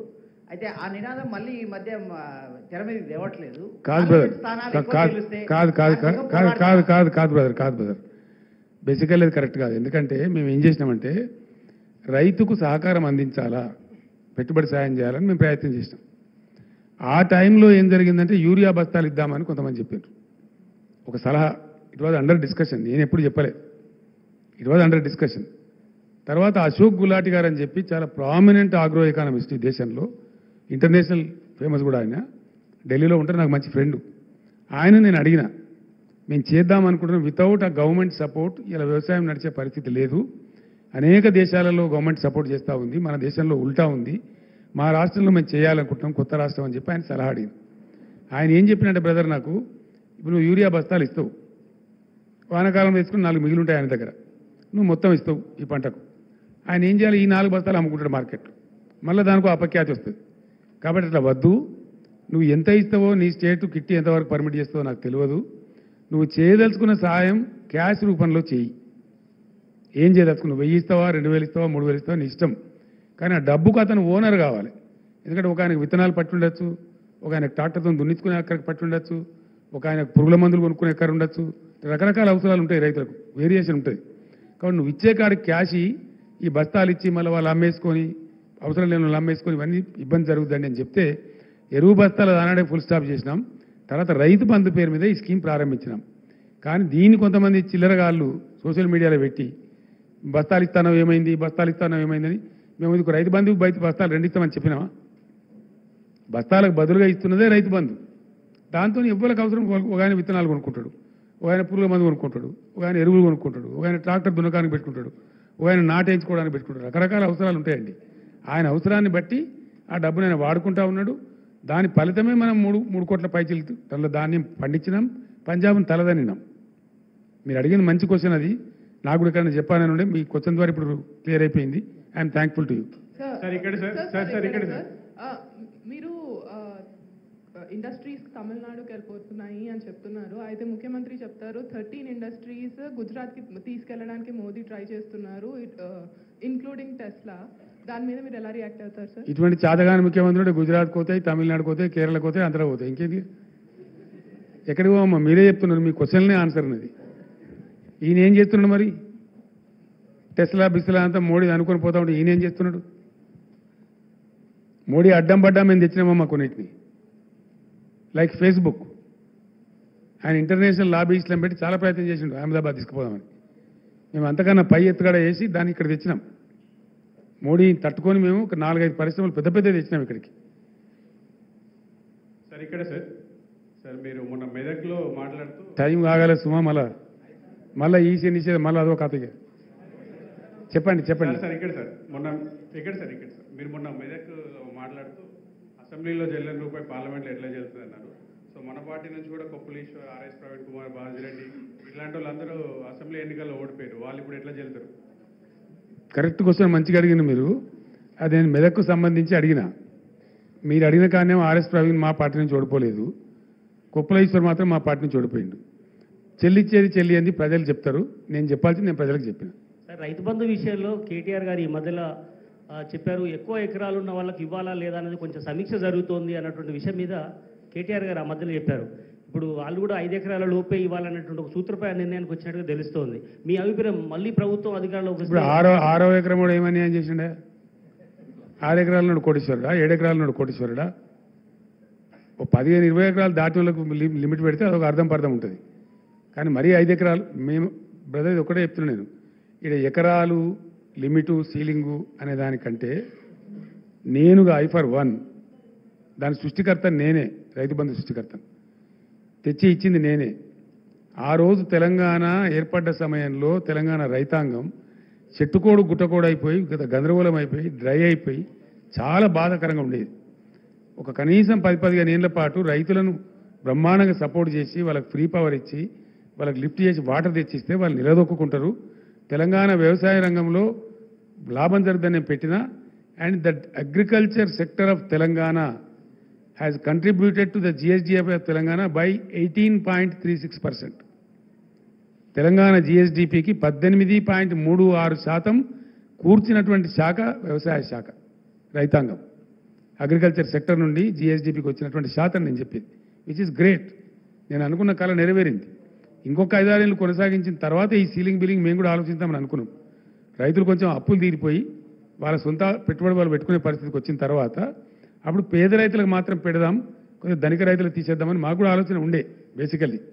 కానీ ఇంత హాఫెజాడ్గా, ఇంత తొందరపడి ఒక కన్ఫ్యూజన్ క్రియేట్ చేసి రేపు మాకు వస్తుందా రాదా అనేటువంటి ఒక భయాన్ని రైతుల్లో క్రియేట్ చేసే దిక్కుమాలిన చర్యలు మాత్రం మేము చేయలే. ఆ పని కాంగ్రెస్ చేసింది. ఆ వ్యవసాయ మంత్రి కూడా మాట్లాడిండు, అందరూ మాట్లాడుతున్నారు. తప్పకుండా రైతుల ఆగ్రహాన్ని వాళ్ళు చూడబోతారు. Sir, thank you so much. Kejriwal కు బెయిల్ వచ్చింది. నీ మూడోసారి అయిందే బాబు సార్. బెయిల్ రాలేదు సార్. కేజ్రీవాల్ బెయిల్ వచ్చింది, దాన్ని ఎదురు చూస్తాను. ఏం కావాలి నీకు? ఢిల్లీ సీఎం కు కేజ్రీవాల్ కు బెయిల్ వచ్చింది. అదే కేసులో ఉన్న కవితకు మాత్రం బెయిల్ ప్రాసెస్ నడుస్తూ ఉంది కోర్టులో. సింపుల్ ఇస్ ద ఇష్యూ అండి. ఢిల్లీ లిక్కర్ స్కామ్ అనేది నరేంద్ర మోడీ సృష్టించినటువంటి ఒక రాజకీయ కుంభకోణం. It's reverse political scam. అందులో ఏం లేదంత పట్టితే గ్యాస్. ఇవాళ వరకు ₹1 రికవరీ చేయలే, ₹1 కూడా రికవరీ చేయాలి. ఎవరి నుంచి ఎవరికి మనీ లాండరింగ్ అయిందో, ఎవరి నుంచి ఎవరు తీసుకున్నాడో ఎవరికి తెలియదు. అది ఢిల్లీ స్టేట్ లిక్కర్ పాలసీని స్కామ్ కింద చిత్రీకరించి మేమిద్దరం అండి, ఆయన కంట్లో నర్సులాగా ఉన్నోళ్ళం, అరవింద్ కేజ్రీవాల్, నేను, ముక్కులో కోయలాగా ఉంటే మేము ఏం చేసినాం మేము, ఆయన మాకు 104 మంది ఎమ్మెల్యేలు మా సంఖ్య ఉండి, అప్పుడు మజ్లిస్ ఎమ్మెల్యేలు 7 మాకు సపోర్ట్ ఉండే టైంలో 119లో 111 మంది మేము ఉన్నాం ఇక్కడ. అయినా ఆయన ఏజెంట్లను పంపించండి ఇక్కడికి, ఈ గవర్నమెంట్ టాపులు చేయాలని కూలగొట్టాలి రాష్ట్ర ప్రభుత్వం అనేది ఆయన ఏజెంట్లను పంపించి ఇక్కడ బేరాలు చేశారు. వాళ్ళని పట్టి నిర్బంధించి నేను జైల్లో వేసిన. ఇక్కడ వేయడమే కాదు, ఆ ఏజెంట్లను పంపించిన మూల సూత్రధారి బిఎల్ సంతోష్, ప్రధానమంత్రికి రైట్ హ్యాండ్, జాతీయ కార్యదర్శి, ఆయనను పట్టుకరమని చెప్పి ఢిల్లీ సెంట్రల్ బీజేపీ ఆఫీస్ మీదకి మన పోలీసులను పంపించిన నేను. ఆయన పట్టుకరావడానికి పోయిన తెలంగాణ పోలీసులు, తప్పించుకున్నాడు ఆయన. అది వాళ్ళ మా మీద కోపం. ఆ కక్ష మనసులో పెట్టుకొని అటు అరవింద్ కేజ్రీవాల్ను, ఇటు నన్ను రాజకీయంగా ఒత్తిడి చేయాలని చెప్పి అటు కేజ్రీవాల్ని అరెస్ట్ చేసిండ్రు, ఇటు నా కూతురుని అరెస్ట్ చేసిండ్రు.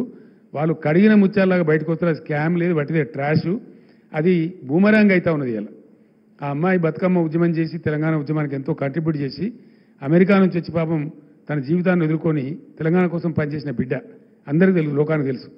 ఆ అమ్మాయి స్టాండర్డ్ ఏందో, ఆమె ఎట్లా మాట్లాడుతుందో, ఆమె ప్రవర్తన ఏందో మీ అందరికీ కూడా తెలుసు. మీ అందరూ కూడా చాలామంది జర్నలిస్టులు ఆమెతో కలిసి పనిచేసిండ్రు. అటువంటి ఒక నిర్దోషిని పట్టుకపోయి ఒక మహిళను చూడకుండా కేవలం నా కూతురు అనేటువంటి ఒక రాజకీయ కక్షతోని మోడీ అరెస్ట్ చేసిండు. ఏం పరగకూడదు, మేము భయపడము, రాజకీయ కుటుంబం కాబట్టి మేమన్నీ ఎదుర్కొంటాం. మాకు ఈ జైలు బీలు కొత్త కాదు, వీఆర్ నాట్ వరీడ్. ఆమె కడిగిన ముచ్చంలాగా బయటకు వస్తుంది. I have no out of doubt. Thank you so much. Thank you.